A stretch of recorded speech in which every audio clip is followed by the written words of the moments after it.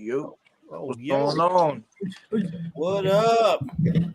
Salute. Welcome to Skywalker Boxing. We got 86 Boxing. We're live with Tim Witherspoon Jr., live with Omega Crystals and Vince Reward. Barras, number 2 in the WBA, number 6 in the IBF, right, hermano? Hell yeah, flyweight guys. We got a top flyweight.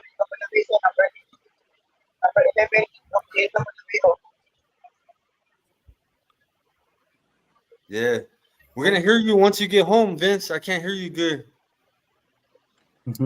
Hey, yo, fellas, we didn't do our show last night because we wanted to let the fathers get their just due in. You feel me? So, happy belated Father's Day to all those fellas out there that's really putting in the work. And for all you women out there that's saying y'all the mama and the daddy, y'all need to cut that out. All right. Yeah. No mama, daddy. So.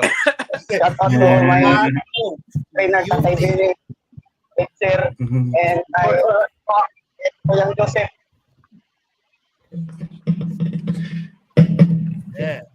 So it's some fellas out there doing some incredible, amazing jobs out there. Y'all raising y'all kids to be responsible adults. Y'all teaching them responsibility, teaching them to man up or whatever.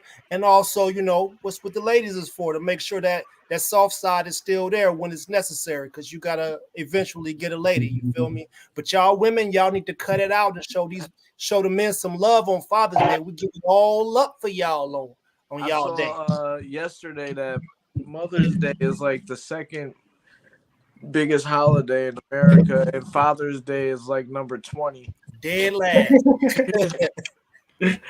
And I was thinking about you, Ernest, because Columbus Day came before Father's Day. Yeah. So I knew you have a problem with that one. National Dog Day do better than, you feel me? Crazy. People be out here taking their dogs to get puppuccinos and ice cream and stuff. You feel me? Yeah, well, mine definitely does. Yeah. You know what's crazy, yo? I didn't realize how many fighters have their dad in their corner right now.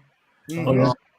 There's tons of fighters out there. I forget, like I know, then I forget. I'm like, yeah, Lomachenko's dad, and Teofimo's dad, and all, and Devin. Yep. Devin. Oh yeah. Yeah. So it's like it's a lot. And they used to say that it didn't work, but we see in a couple situations here they reach high levels with their fathers, and that's a beautiful thing. I know me and my dad, he was my trainer my whole career, and it wasn't always peaches and cream, but I was happy to be able to do it with them, and to reach that high level that these guys are reaching with their fathers. That's great. Yeah. No, that is a good thing. Yeah, you hear about, sometimes they turn to contentious in the past and all that stuff, but hey, it's good to see though, for sure. And Tim, you're part of one of the father-son legacy, man. You're a professional fighter. Your father. There's a lot right now in the sport, currently that are in the sport. Their fathers were professionals or former champions. You know what I'm saying? So shout out to the family legacies, like the Witherspoon legacy. Your son is going to do that. My son's doing it. Hopefully, maybe we'll see, somebody else's grandchild come out and do it as well. Maybe there'll be other lineages that are 3 generations deep. That'd be something that I would like to see and see it work out. Yep. Right. Hey Tim, man, listen, man. I know I didn't prepare you for it, but I got a couple of questions that actually really kind of segue nicely into some of the things that happened this weekend. All right, I'll see you guys later. Hey, I'm coming with the fire. I'm gonna come with the good questions, man. I just don't think like everybody else, What's good, man? So the first question is kind of really really simple, but it leads into the next question. I don't know if I should. I'll just say them both at the same time. Maybe you could just kind of tackle it just like that.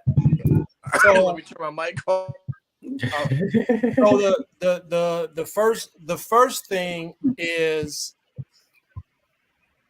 there such a thing as performance anxiety?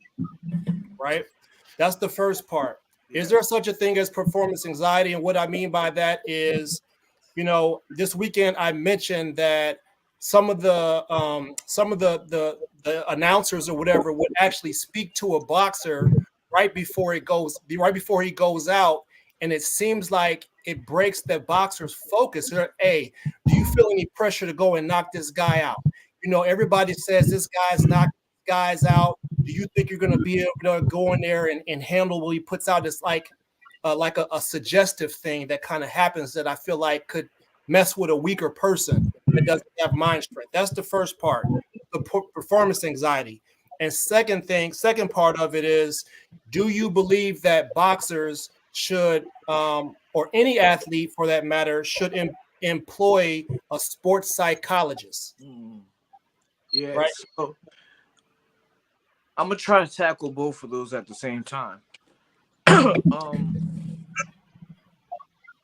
The quick answer is yes, there's anxiety when it comes to performing. And we are in the sport of boxing, but I train actors that tell me that, before they hit the stage, they're scared, but as soon as it's time to go, they go. Now, what is anxiety really? You know what I mean? We have to actually ask ourselves, is anxiety something that is on its own, or is it composed of a whole bunch of things? Do these fighters have anxiety the whole time that they're training and then they're fighting, or is it just in the dressing room before they fight? So, and what it boils down to is being scared of what's going to happen. Because let's be real, these guys, Gervonta Davis, Frank Martin, are on a high level, so they know in their minds that they can perform many times before. But when it comes to this sport, being scared of what might happen, this might be the time where your number gets called. And I think it's fair to not judge these guys on having that fear, because they're going in there with all these factors that we call anxiety, but they're thinking about their kids. They're thinking about their next fight after this. They'll have another fight. They're thinking about everybody around the world watching them live on TV. To employ a therapist, I think that you could do that, but at least somebody that helps you understand that situation that you can talk to, whether it's a therapist, an ex-fighter that's been through it, a mentor, somebody that knows how to handle high-stress situations. Because at the end of the day, these guys are going out there in front of 40,000 people, sometimes even more, 80,000 people sometimes in these other countries. How could you not have any kind of, if you don't have any kind of feeling walking out to a crowd and that, then you are not human and you should be tested and you're probably a psycho. Okay. So the reason why I asked those questions is because I feel like Subriel Matias had a whole lot on his shoulders to be having that fight at home in Puerto Rico, and everybody's expecting him to win by death, and then you run into a dude that's who was prepared, right? He was prepared properly. Hey, before you dive deep, I just want to. Preparation prevents poor performance. Right. The P's, yeah. Game plan. Yeah. But that anxiety, that fear, and I talked about it in a Instagram video that I made about this very topic, where the best way to conquer that part is to try to stay present and what you're about to do. Don't be thinking about what's going on at home. Don't be thinking about, tying your shoes or whatever like that, you got to be focused on, okay, this bell is going to ring. What do I have to do? Everything that I've been training, how can I execute that? Because that's what the main focus is on. This chess match that's about to happen. It's easy. It's easy. I say in that same video, I won fights and don't remember them because I wasn't present.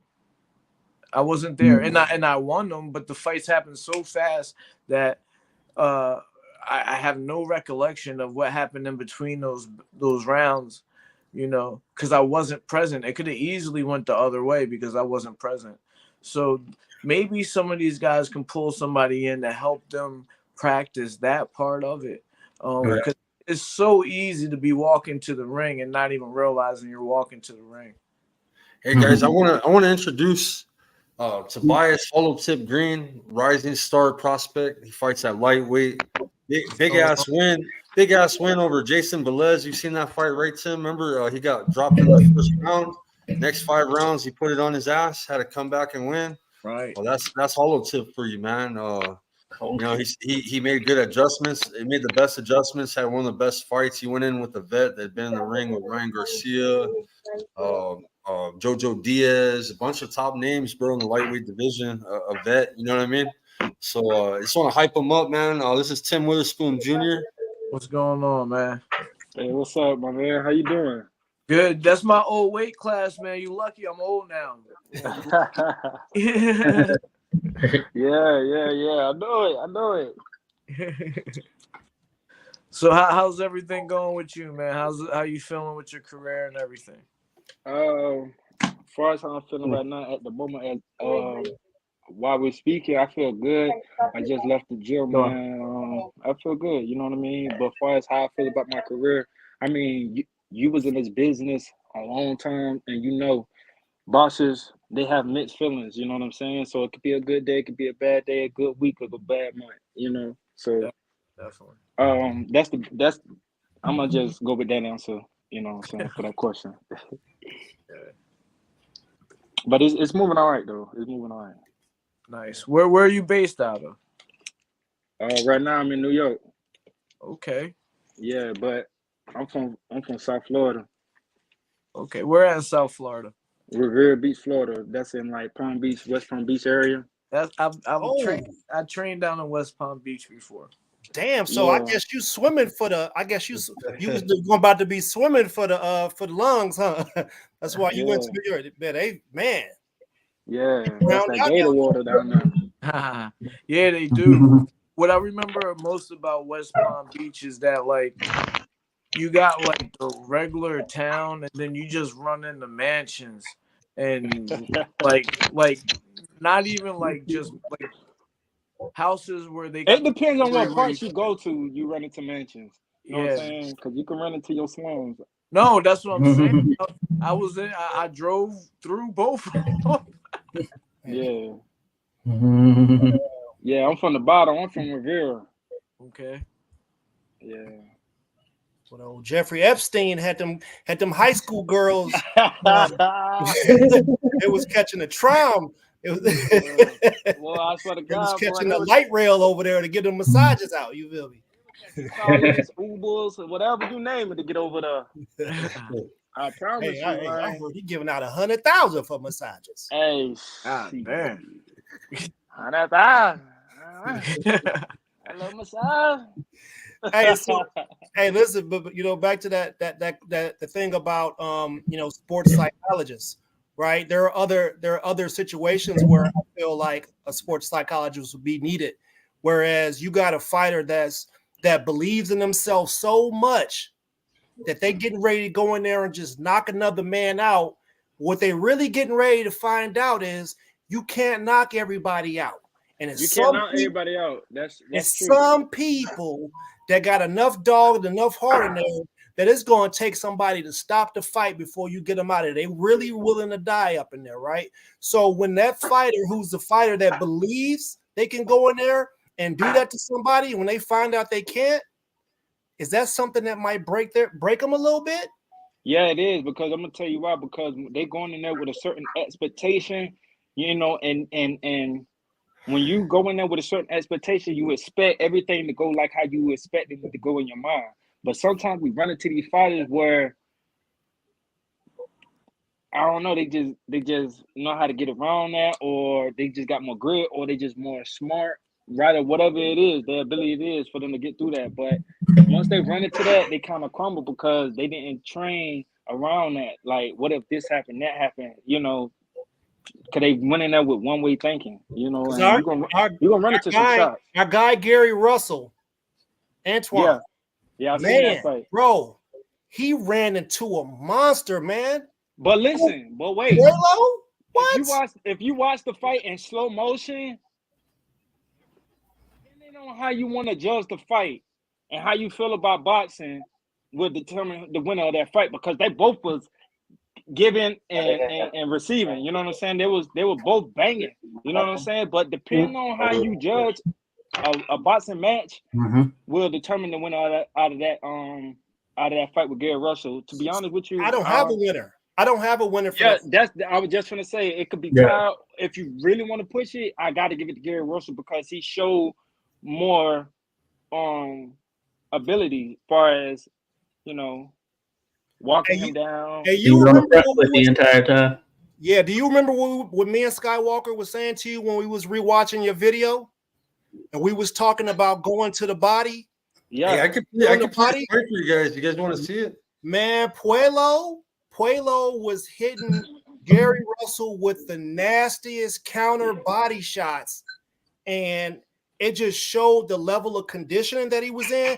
But when I'm talking, to bring it back to the sports psychology, he did never quit. He had that dog in him where he was going to get the KO for every minute and every second of that fight.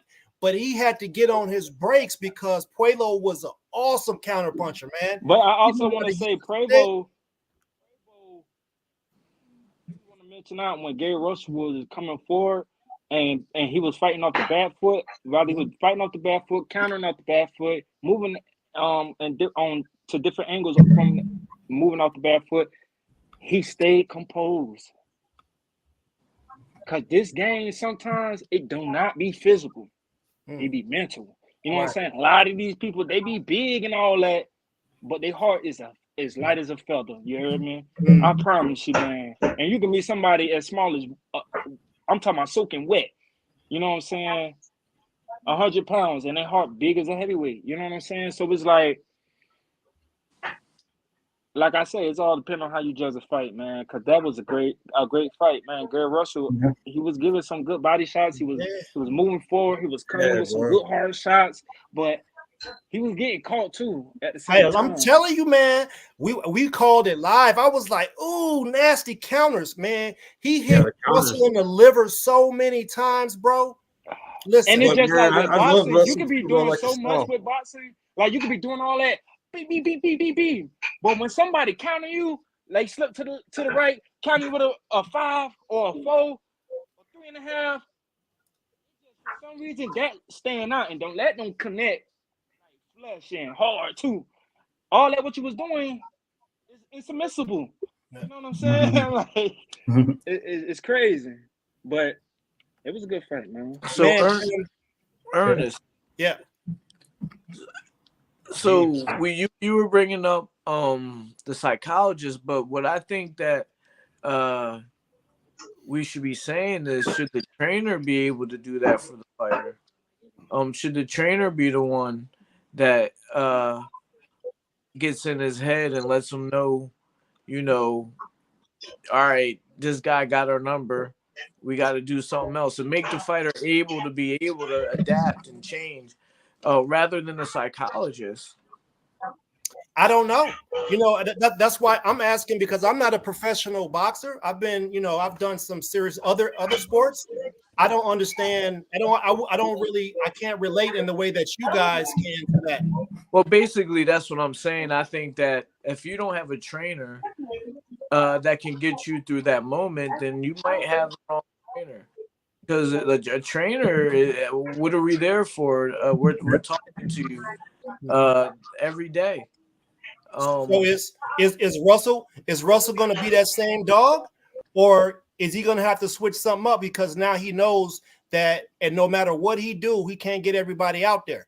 No, because even he realized that in the fight, he realized he couldn't stop this man, and he continued letting his hands go, coming forward, fighting off the front foot. He showed, grit and a dog. Okay. When he was faced with an opponent that he knew he couldn't take out.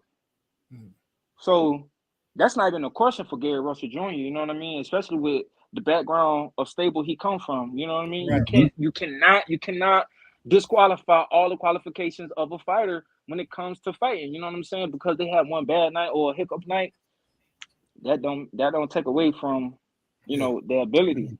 Right. Well, I'm not saying that. I'm talking about the psyche part of it. Yeah, because we see what happened to Deontay Wilder. Yeah. The man was a killer. Right. He no longer, that's gone. That's true. The killer is gone. Yeah. Josh Taylor, he used to be a killer. But I'm telling you, that fight he had with Regis, that damaged him. He was not the same fighter after he fought Regis. So we know, I mean, as a fan of the sport and as a fan of something, we know that when y'all go in the ring, if it ain't easy work, you coming out of there, you leaving something behind. A piece of you is being left in that ring. Hey, HollowTip, that guy that was next to you, bro, that dude's a killer. For real, ain't lying, bro. He's number 2 in the WBA, number 6 in the one that was like right here on the left of me. That's a real killer. He's up we on call him kamikaze. It's a kamikaze, bro. That's that what dude. Way he fight at? He's top 10 in at flyweight in 3 of the sanctioning bodies, bro. That's all I gotta say, bro. He's fighting for a WBC title in September, bro, for WBC Asia, which is like, you know what I mean, kind of like it's not a major, but he's already fought for a title. He came up short when he was young, and he's learned from it, bro. And he fucking fights all the toughest Japanese, bro. He's a killer, bro. And this is one of his. This is part of his team right here. This is Team Casemiro, Team Casemiro, and Team Tobias right here. Hey, what's up? What's going on, Joe? What's up, man? You know who Casemiro is, right? John Real Casemiro. He's top 5 in what sanctioning body? WBO, right? He's number 2 right now. Yeah, and anyways, he's trying to get that Inoue smoke, bro. He's been trying to fight Inoue for a minute. Yeah. Okay. So he's a Michael Jackson of the Philippines, bro. He's got the biggest following. Yeah. You got to get me out there to the Philippines, man. Hey, I did a live stream. You go out there, you gonna lose focus like a mother. I ain't gonna live stream. Hey, 500,000 people, bro. Or Vince, he pulls about 50K, bro, to watch Vince's fight. The guy that was next to you. He pulls about 50K, 100K to see his fight. Casemiro pulls about $500,000, $750,000. Yeah. Me. Some love. I can go home and not worried about everything, and I'll be happy the whole year, the whole life, just to help people, especially boxing. And you know what's funny? After all this drama with boxing for how many decades? Man, what is this Saudi Arabia trying to do? Trying to buy the whole sum? Yep. Yeah. They need to help the Asian fighters. They need to help them Filipinos out, bro. They want to give everyone the money. Why not, Coconut? They should, because there are a lot of good fighters from Asia, especially your lower weight classes. Yeah. Well, hey, Joseph, I don't know if you know it, but a lot of the women that are over in Saudi that are doing the maid work are Filipina. Oh yeah, we are like ants. We are everywhere. Man. Yeah, in Dubai, bro, there's a lot of Filipinos. Yeah, don't be surprised. We have a little community at Faroe Island. Yeah. Hey, Angel in the comments said Filipino ladies look nice. They do, bro. That's what I'm telling you, man. You go out there, you're gonna lose focus because you already know. Hey, Skywalker, I'm gonna floss something to these guys. Okay, hold on. Joseph's an artist, bro. All that stuff he paints, bro. You guys gonna love this one. Look, he made a gift for a manager, bro, or promoter. He's a former fighter too, bro. Former. Oh, that's hard. You Let's paint go. that? Yeah, I painted it. Yeah, that's Let's dope. go. Yeah, and you gotta Yeah, get me. You gotta paint one of my knockout photos. Took me probably like 3 days. Yeah, that's what's up. It's good Hey, stuff. show them your paintings. Show them your funny paintings, bro. Of your trolls, bro. The people that you that you do paintings with. Picasso Joey over Yeah, there. people that Right. fuck with him, he makes paintings of them too, bro. Picasso Jojo. Picasso Jojo. Oh God. Now I convert this little room to a I love me room wall. That's what's up. Hey, Skywalker, let me ask you something, man. Yeah. With the outfits and everything, you know what I'm saying, for July.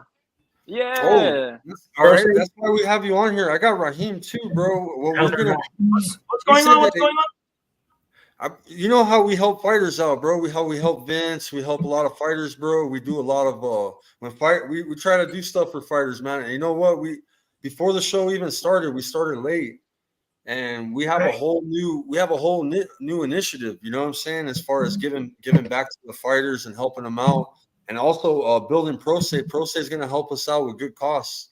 You know, stuff like that. I'll take you. I'll go personally if you want. But with our connections, what we're going to start doing, see, we already get donations. We get donations for Vince. A lot of people love Vince. They sponsor Vince on the show. That money gets sent to the Philippines. Hey, all I can say is on behalf of Team Paras and PSYT and Team Casimero, Yeah, I presented Vince, and we don't have any expectations. You know that. yeah. And as we can see now, we have a lot going on with Vince, and I'm proud of that. Because they are proud of you. They are proud of us. Because he doesn't look at the money, small, big, $1,000, $100. No. What matters is you started from the scratch to where he doesn't know anybody. I presented to you guys. And look at him now. He's here almost every day. Yeah. Yeah, he's our little brother, man, and we're gonna make sure that like if he needs anything, man, we're gonna help him out. And Vince, we're behind him, man, from the get go, right?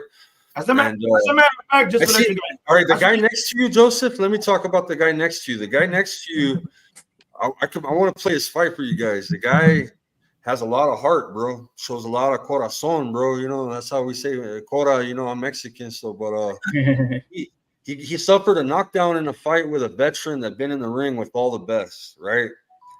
This guy trained hard for his fight, trained hard as fuck. He got caught with something that didn't hurt him, but it was something that put him down real quick, right? Got up. He has a 6-round fight. He had to win every fucking round. He went to war with Jason Velez, one of the best fights of the night. He fights for Country Box.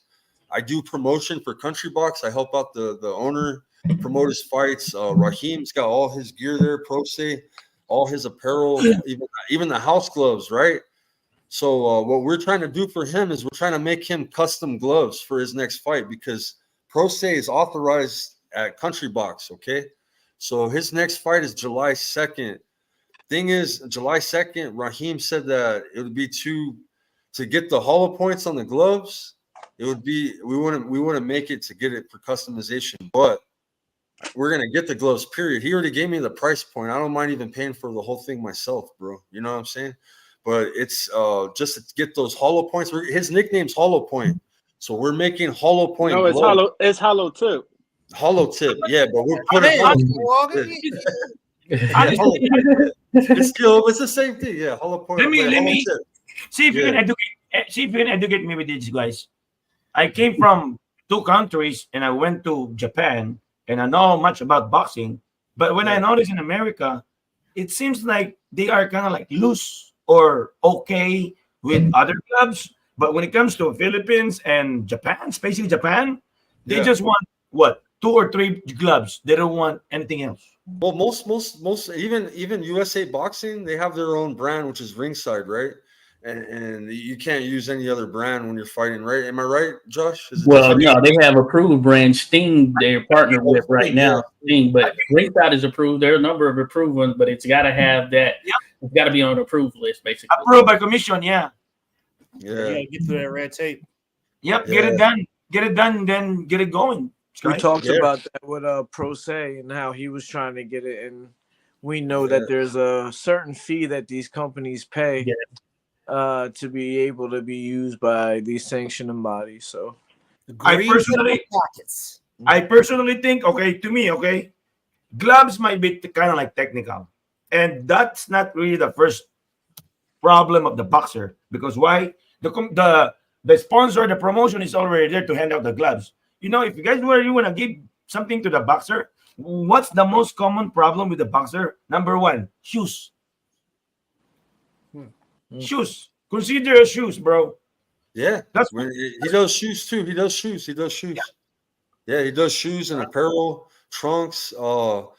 Yeah, since because this is approved though, I need to grab me some new stuff too for my next one. Yeah, man. I don't know if I really want to.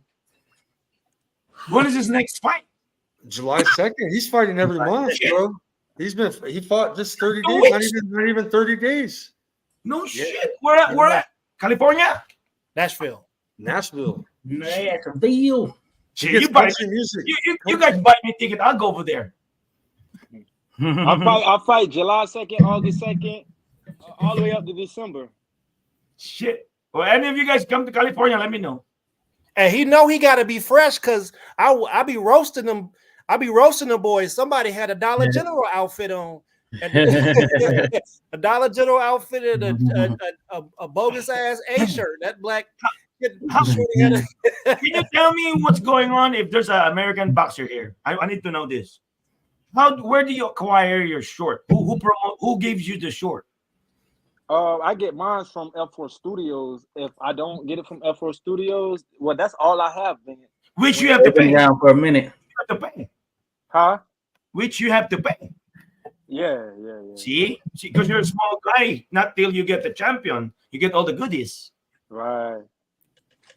So that's where Skywalker and the rest of us doing the same thing with young boxers. Yeah. Right. I was lucky to have a connection with Cleto Reyes for a little bit of my career, and also Mizuno always since I was pro, which is a Japanese company. Yep. They still give me my shoes for free till this day. They're a very small company. They're hard to penetrate. And they're in soccer too, I know. But you can build relationships with certain companies and figure it out, and hopefully you'll get some at least equipment. Right. Hey, Tim is suffering from what we call boxing affluenza. What's his record? Hey. Mizuno on the dial right there. What's his record? It's Tobias. What is the record on both party? Cool, Tobias. Both of them, yeah. Well, we didn't even get to talking about the other matches this weekend. Oh, yeah. What's going on the weekend? Man, so much going on. Nobody asked about Tobias Pearl. Man, too bad it's not over here. I mean, Nashville is right in the middle of the country, man. You know, you can get there easy from Cali. You like country? If you like some boot scooting boogie,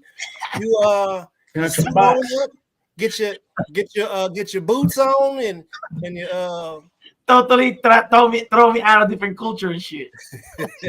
Ready for a shindig? Get your little cowboy hat. Yeah. You fucking lasso or something and show up in that bitch. You feel me? You might mess around, put you in the ring, and start changing your tone. How do you say it? Yeah, Joseph the Cowboy. Bang bang. Bang bang. I bet you, Jason, you probably won't see too many Filipinos over there. Hey, man, I'm telling you, we need us a Filipino cowboy, man. I'm telling you. I'm sure they're out there. We're gonna have Vince singing some Garth Brooks. There you go. All right. Well, eventually, Jason. Look at that. Hey, see what I'm saying? Look at that. That the front of that shirt ain't got no logos on it, bro. We need to put something on there. It's all type of space on that. Oh yeah, no doubt about it. We need some 86 on there right there, baby. Let's get it. Some Skywalker, Skywalker, Boxeo. It's Jason Velez. You know who Jason Velez is? 13? You know Jason Velez, Tim? I'm not sure. How do you condition yourself? How do you condition yourself? You don't. That's always my concern with the boxing. He got a coach. Right? You say, how do I condition myself? Yeah, I mean, what supplements? You take your own supplements? You have your own supplements? Oh, supplements. Yeah, I take some supplements.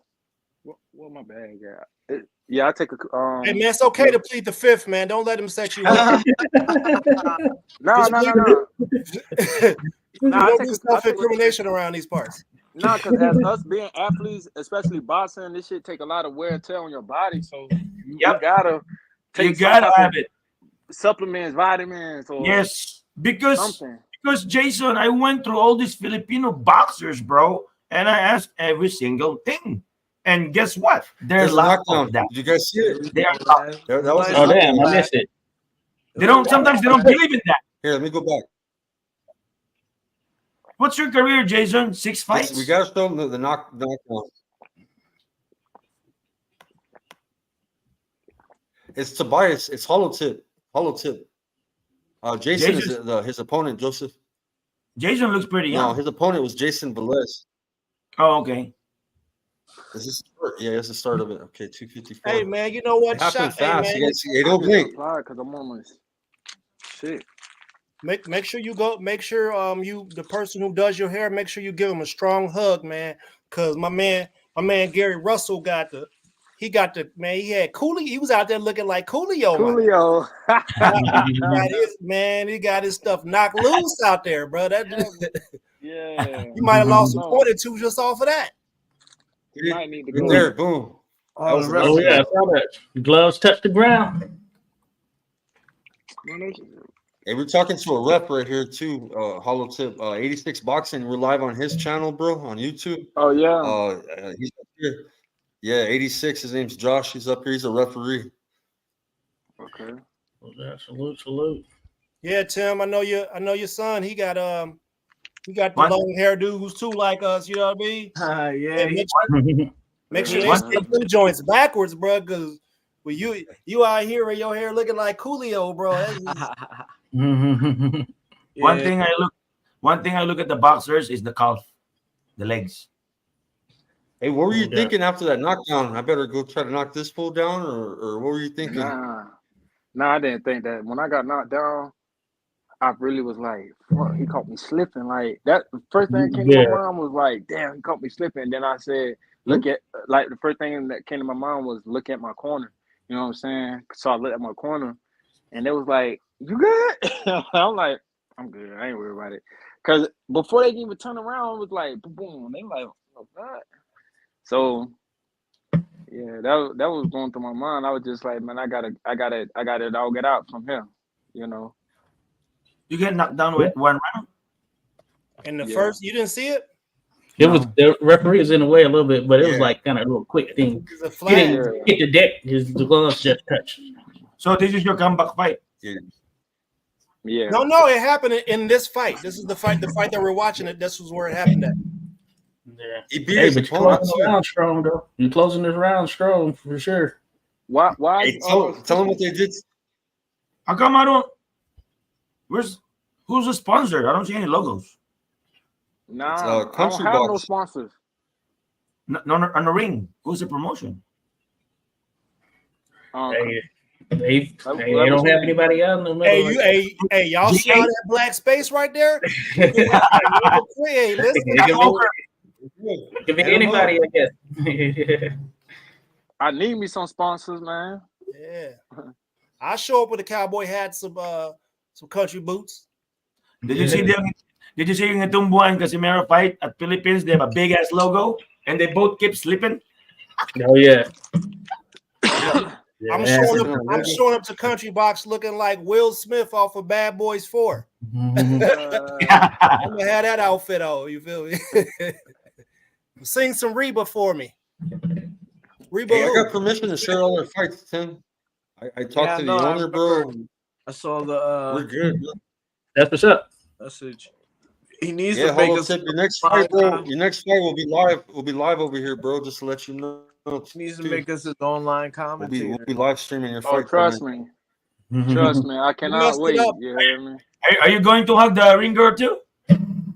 Oh, as far as the ring girls, listen, man, listen. They ain't my style. I'm gonna tell you that right now. They could have did better.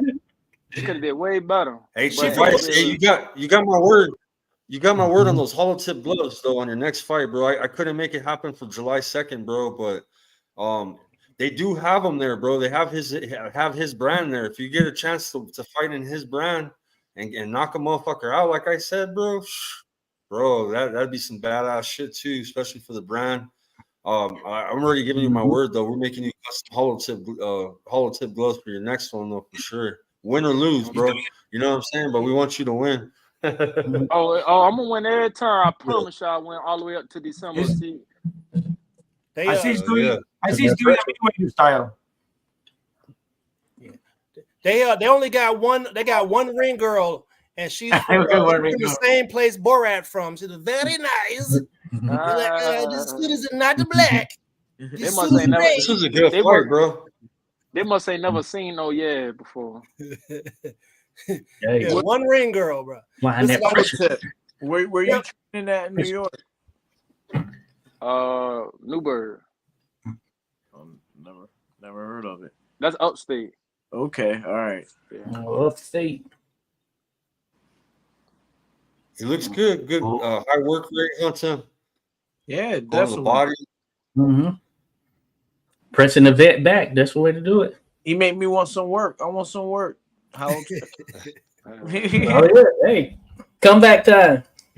Not hey, at all. Tobias, you come to Pennsylvania. Tim got a gym, man. Legendary Witherspoon gym, bro. That's what he runs. Talk about you gotta be ready when you go to Philly. It's a city of brotherly love. Man, he fights like he fights like Nitumbua.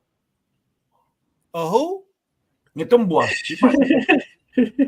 Tumbo. No, the one Casimiro fought like last 2 fights. You gonna have to spell that out. Was it a South African cat?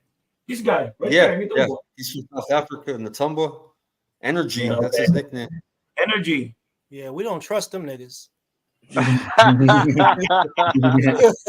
do not trust South Africans. I said it. I noticed our friend Bruce Gas ain't on tonight. Oh man, no, he wasn't feeling too good. He says he wasn't feeling too good tonight. I sent him a link just in case he feels better, man. Well, nobody gonna bother. Yeah, Hey, I'm right next to a change of clothes, though. Oh yeah, X-Men is taking a nap. He taking a nap right now. He ate too much. You know. Hey, I'm out of here. I gotta feed my birds. I'm out, guys. All right. Yep. Have a good one. Bye. Hey, Joseph, much love, brother. Yep. Thanks for inviting. Appreciate you. Yeah, for sure, brother. Thank you, brother. Yeah, Tim, man. I didn't get Skywalker's message in time. And you know, like I was cooking like I be cooking when we watching redneck boxing. You know what I mean? And man, bro, I said some wild stuff, bro. I didn't realize that it was the one that they were gonna actually probably review it to make sure we was doing some good content. Right. Bad, bro. I was cooking, boy. It's gonna get me in trouble, bro. Hey, listen, man. Listen, yeah. I got something to share with you guys. I only got a couple minutes. You just brought it to my attention because you said you was going crazy, but I'm actually going to be getting a congressional award for my work in the community by Congressman Brian Fitzpatrick. Yeah, it's a big deal. But they're going to do a background check and they're going to see clips of me and Ernest. I'm going to get disqualified, Ernest. Hey man, listen. Oh, you did. If you need me to write a statement for you, bro, like I look like all this right now, but I've done presidential security, man. I've done some real high level. Yeah, I've done some real high level stuff, man. Where I've worked for dignitaries and things like that. So Yeah, I need to clean up. They're gonna research that country box commentary. Hey, bro, listen, man. We'll be hyping up your fight, man. We're vouching for you, Tim. That's good stuff right there for sure. Hey, just tell them. This will be the home for HollowTip. Tell them I'm a part of the Not Fucking Around Coalition. In fact, tell them they arrested the leader and I quit. Tell them I quit after they arrested the leader. I'm no longer a radical. Hey, Rahim's in the house. Prosay's in the house. I was telling HollowTip, man, he's got my word. I'm gonna get those HollowTip gloves for him for his next fight. And we're gonna start something new, man. I'm gonna hit up Norito. I want to get some Prosay gloves autographed, and we're gonna raffle them here on the channel, guys.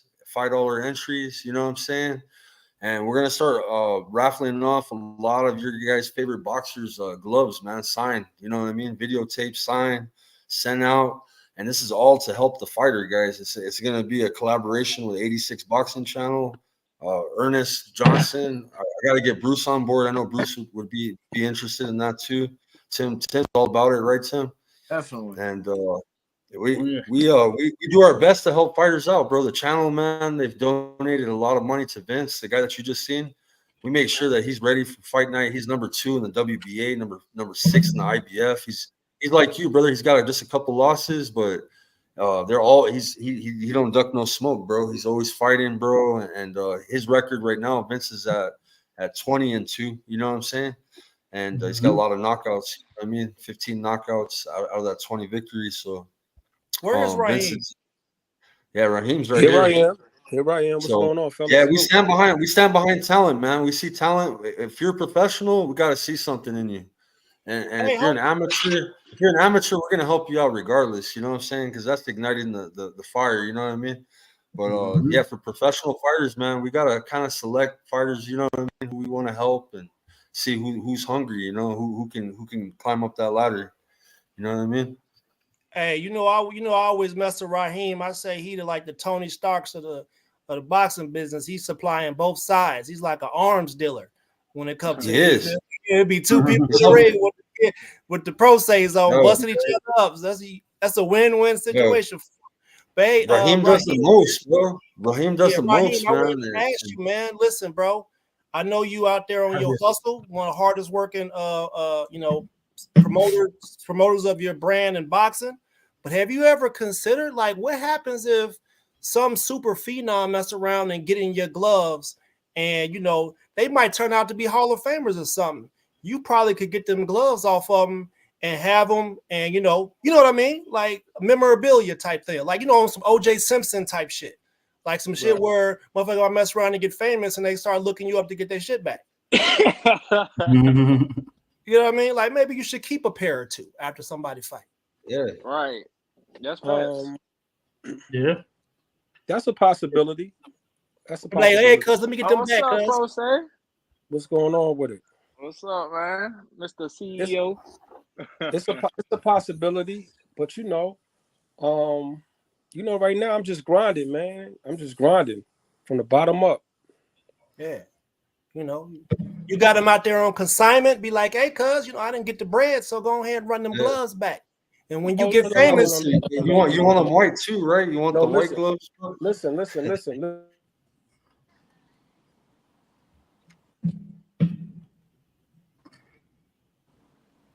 Are we listening?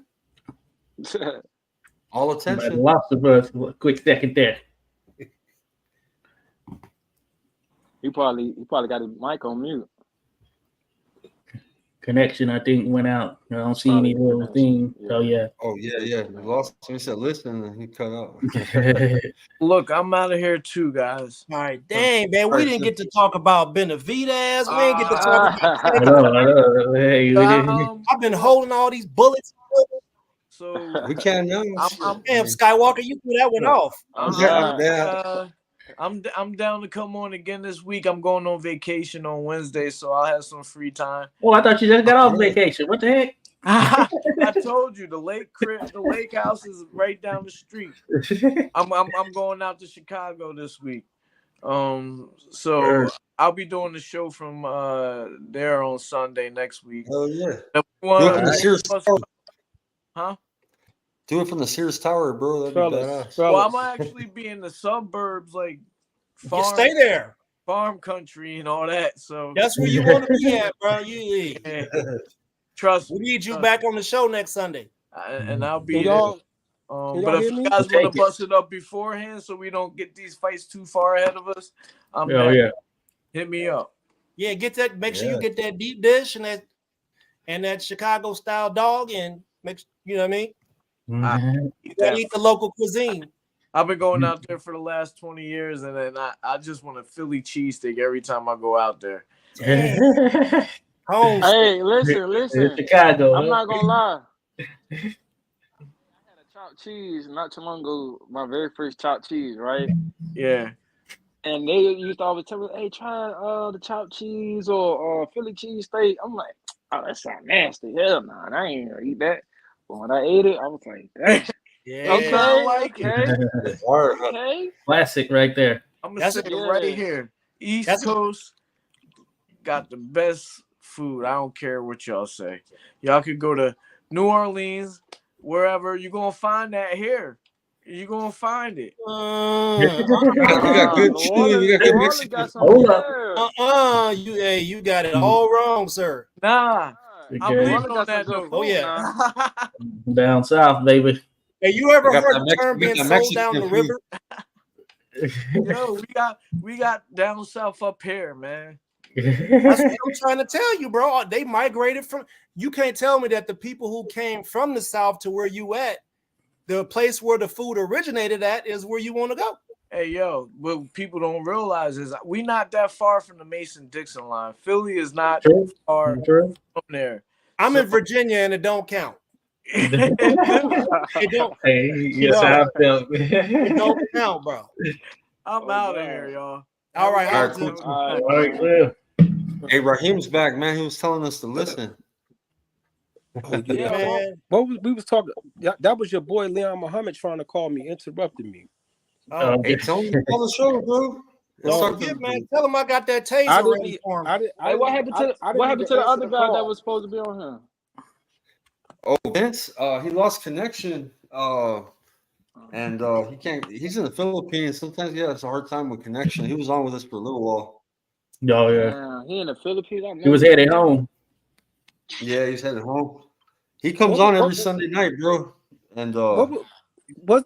Hey, Ernest, did you ask me something before we got disconnected? Shit, I can't even remember now, bro. You was like, you were going to tell us something. I was telling y'all something about gloves. Yeah, I was. I think I might have mentioned something about you, like somebody having on consignment. Like I'm gonna need to get that. I need that gear back. Listen, he lying. He was really trying to ask you about how Pro Say and HollowTip gonna come together. Oh, that's what shameless plug. Wait, we that's what we here for. I like it. That's what we here for. Yeah. Hey, knock out a guy. Your next fight, bro. They have country box gloves there. They say country box, but those are Pro Say. They got no. They got Pro Say on them too. Yeah, but I'm saying it's their house gloves. That's what I'm saying. Yeah, they got some. They got about like I don't know. They got maybe 10 pair. I don't know. Man, Jose, that's what I'm. Listen, man, that's what I'm. Man, we didn't even get to none of that.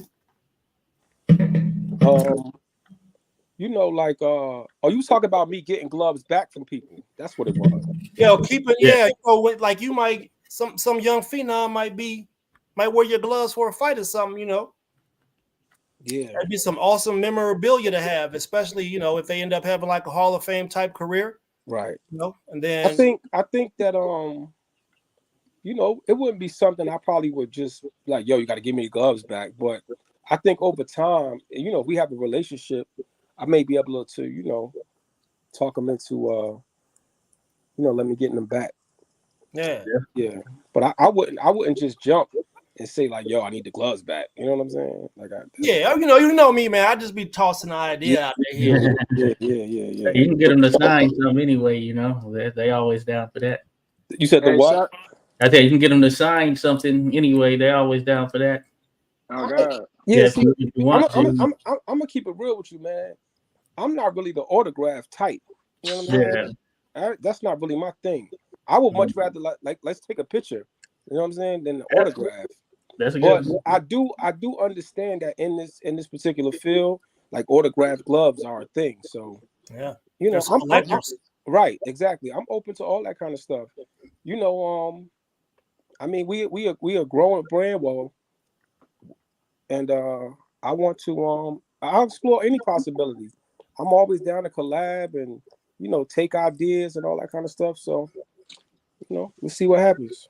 But as far as with the HollowTip, me and Skywalker was talking, and you know, we gotta go over some design details with the HollowTip. But you know, all that stuff is possible. You know what I'm saying? It's possible. Yeah, and I ain't gonna lie, I've been seeing some of the little outfits and even just the training outfits and stuff, Yeah. equipment. I was like, it's looking saucy. I need that. You heard me? Yeah, right now. Yeah. Hey, listen, I got to make sure Cassius don't wear nothing. Nothing but nothing. I would have to, hey, HollowTip, I would have to agree with you. You know what I'm saying? I would have to agree. And he's gonna be on TV July 2nd, Rahim. But man, it's gonna. I'm not. Gloves. I wouldn't say. And part of the reason why I said it is because my team is on vacation till like the end of the week, and I already got some stuff pending. I'm actually kind of late on, so I don't want to commit to it and not come through. I don't like doing that. Right. Yeah, I would much rather go with something I know I could make. You know what I'm saying? I don't want. Right, like it don't got to be nothing too crazy because I know like with the time frame and everything with us men and everything got to be done and yeah, you know, like not now, but you know later on we could work on all that extra crazy design and all that. But like right now, I gotta get into some Skywalker something, you know, so that can be out there, you know. We could discuss it. I don't, and see that's the thing. Like right now, I don't even have shit. I'm waiting for gloves to come now. Like I don't even have no pro. I got like maybe a few pair, and I think the ones I got here, I may have one pair of 8 ounces, but I got a couple pair of 10 ounces. Like I said, I'm waiting for some stuff to come now. But yeah, we could discuss it. But as far as anything custom though, like I don't want to commit to that because not for July anyway. Not for July. Right. Have you been to the place where the gloves have been made? It ain't no sweatshop or nothing like that, is it? No, I never been there in person. No. Hey, bro, you need to make sure your gloves is ethically sourced now. Now wait a minute. Hold on. See, this is another thing you have to understand. My Pro Se gloves. First of all, we all know that Pro Se is not a huge company, right? Yeah. Everything that I have, all the gloves are handmade by a small team, and I'm actually in the process of me and my guy. We're in the process of kind of like creating a Pro Se station, like a manufacturer. Small, of course, but that's what we're working towards. So, yeah. That's another reason why, like, I don't have like, you know, a bunch of gloves here is because the stuff takes time. You know what I'm saying? Everything is handmade, like kind of per order. You understand? Hey, well, you done gave me a political answer, sir. That's the truth. Oh, where are the are these made in the USA? Are they made in Taiwan? Are they made in Pakistan? No, they're made in Pakistan. Okay. Yeah, they're made in Pakistan. So, you know, that's something that you could probably chop it up about in the background because I understand there's some certain materials and there's some different countries that are, a lot of people don't know it, but there's some serious like material makers that come out of Madagascar, other places that you may not know about. Right.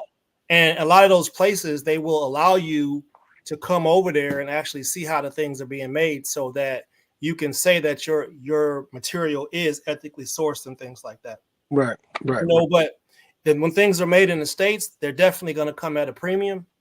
Oh, no question. That's going to come at a premium. I always say, like, if I could have like the team that I use for like my clothing and gloves, and if I could have them here, not only just here with their skills, but with their machinery, I would probably I could run it up. I could run it up. Okay.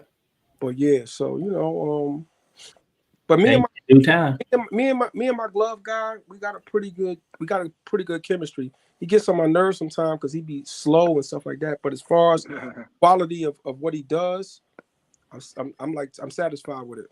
Yeah, I be cooking them dudes, man. All the motherfuckers got all these smoke shots. Hey, bro, stop selling that K2, man. Niggas be over here leaning and don't fall. Y'all need to stop selling that people that stuff, man. No, we don't want none of y'all hookahs, man. We're sick of them hookahs, bro. I've gotten gloves from a couple other sources, and I'll just say the guy that I'm working with now, at least by my standards, like we got it together. Like he's the best person I've worked with, and not only it's been verified by fighters. Like when they get the gloves and they said, "Damn!" Like you know what I'm saying? Like so. Right now I'm satisfied with what's going on in terms of like the gloves, the way they're made and stuff like that. We use fresh leather all the time. Like you know, we put our work in. I've seen the quality; it's good. We definitely put our work in. To whoever want to think about buying some other design, they need to go with Pro Se. Pro Se is the way to go. And see, listen, I've been chilling lately, but listen, I want to start a glove war. You know what I'm saying? I want to start a glove war. You know what I'm saying? I've been chilling though, because in the beginning of the year, I was going at all them companies, Everlast, Reyes, Grant. I was going at them. I was making videos about them, sending them to them and everything. Don't do it yet, bro. Nah, bro, why not? Because niggas come up missing, bro. Like you ain't see what happened to the dude that was trying to blackmail Boeing. Like that dude who was telling about Boeing and the dirt they was doing, he's gone. Listen, they say fortunes favor the bold. You understand? I ain't tripping off that. People that got a lot of money don't play fair, bro. Listen, neither do I. Man, listen, bro. We try to see you get established, man. I ain't trying to go to nobody. Listen, man. If I make up in my mind that I'm gonna go in, I'm going in. You know all right, I'm going in. What I got to lose? You right, man. I mean, what I got to lose? You being reincarnated. And see, listen, I'm gonna keep it real, right? Check it out, right? You got all these brands, right? They got all these resources. They got money. They got, you know what I'm saying? They established. I've done all this by myself. Okay. You understand what I'm saying? By myself. Yeah. And I only been in the game for 2 years. We need you to keep going, bro. We ain't trying to see you get reincarnated as Benjamin Button. Listen, man. I feel and see, you know what it is though? I feel like the stuff that I make and my ideas are on par with them, if not better. So why not? Yeah. Why not? All right. Yeah. No better time than now. Right. Exactly. You know what I'm saying? Okay. Yeah. Like I said, I was really like, I was like making videos like, y'all want to fight the CEOs of these companies. I'm sending them.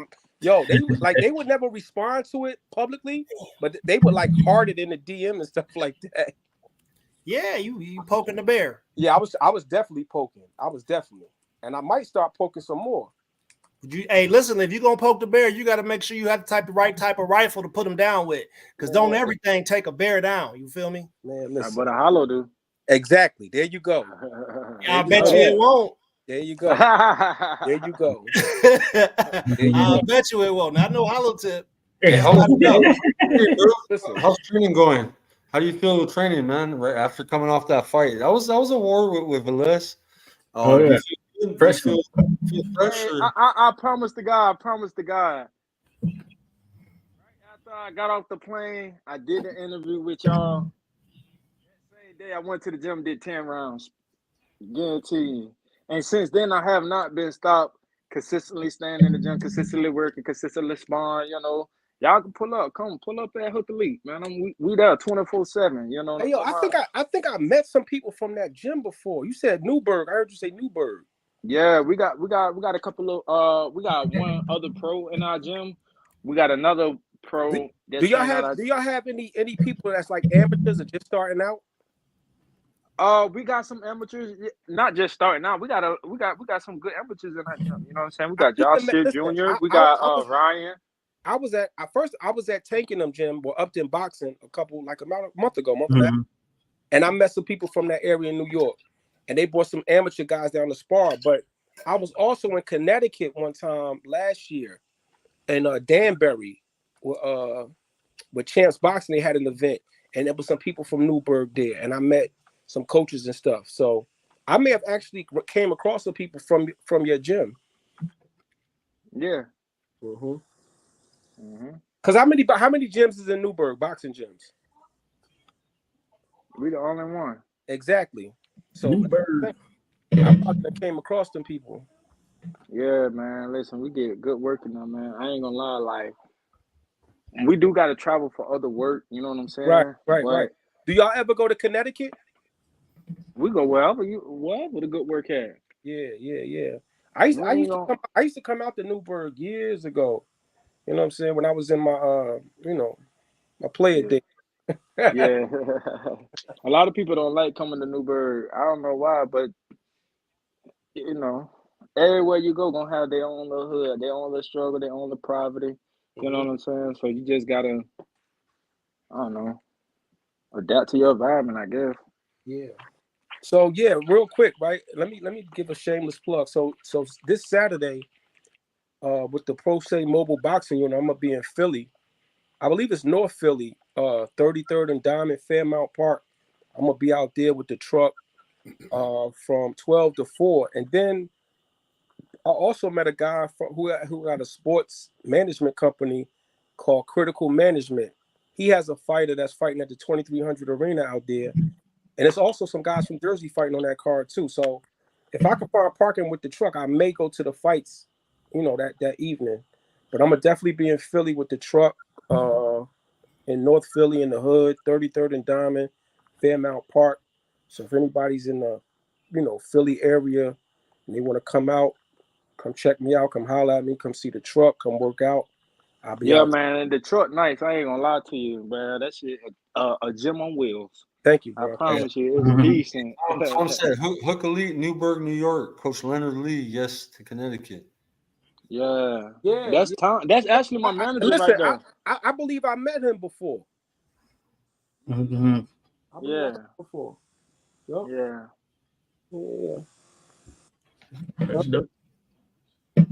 Hey, so country Jimmy Adams likes you, huh? So you're gonna be on their show every month. So me, Jimmy Adams, Ashley, the whole country box. Got a good relationship, you know what I'm saying? Especially with Christian and my manager, you know what I'm saying? They got a dominant relationship, you know what I mean? So at the end of the day, I actually went to a country box event. I think I was in April. I went out there. I may pop up at one of those. I may pop up at the August joint because the flight is only like an hour and a half. Not even. Yeah, I had stayed at one of the hotels like right around the corner from the spot from the Troubadour. It's probably called Glow. Nah, it was like a Comfort Inn or something, like one of those little chains. But it was cool though. I actually liked the little space, like, you know what I'm saying? It wasn't too far from the airport. Next time you go out there, you need to go to the Hotel Glow, man. I promise you. Yeah. Yeah, they treat you good, though. Yeah. I was telling them that I was gonna sneak up on them again one day and pop up. Because like I said, it was a cool little trip. Like I was in and out though, because I had to get back. So I went down there and left the next afternoon. Okay. Hey, Pro Say, you remind me of my uncle, man. He from New York. They call him Primo though. He live out there in Florida, Palm Beach area. He cut hair out of Trendsetter Barbershops. You know, he was helping me. He the one who got me connected with Kevin Cunningham. But how your whole aura, your drive, your determination, your mind frame, and everything like that. You exactly like my uncle, man. I swear to God. Okay. I'm talking about you set your mind on something, you're gonna get it done. Yes, sir. Yes, sir. I like that though. I like that though. Hey, listen, I'm too far in to stop at this point. Yeah. Yeah, my cousins and us always told each other, if you're gonna do something, go all the way. You might as well. You might as well. Don't go You gotta be out here halfway playing with stepping. No matter what you're doing, whether it's good or bad, you already know what the consequences of been doing something bad. So if you're gonna do something bad, go ahead, might as well go ahead and go all the way. You know what I'm saying? If you're gonna do something good, you know the consequences from doing something good. So you might as well go all the way with it. You know, so but just know when you go all the way with it, just make sure you stay humble and just get to the top, man. That's all we trying to do right now out of Hook Elite. I promise you. Yeah. So you going for knockout, bro? This next fight, huh? Oh yeah. Who are you fighting? Right now, the opponent is still getting shirts. Okay. But once we found one, it don't at this point it don't even It is matter. what Right? it is. Yeah. I'm ready. I just fought a couple weeks ago. I'm ready to get back in. I'm on weight right now. Like how old are you? I'm 28. Okay, so you got your man strength. 28 on May 18. Oh, you a Taurus like me? I'm May 10th. Yeah, I'm a Taurus. Yeah, all the way. Oh, Taurus. Okay. Yeah. So, you know, our loyalty different. You know what I'm saying? Yeah, I'm 21. I'm 49, man. I might be the oldest person on this damn panel. God damn. That's not bad though. You down bad out here, bro. I'm 41. Ernest, how old are you? You down bad out here, bro. Ernest, how old are you? Shit, you tell me. I don't know. That's what I'm asking. Shit, look like I'm 22 out this man. Fuck how I look, nigga. How old are you? What year was 44. Huh?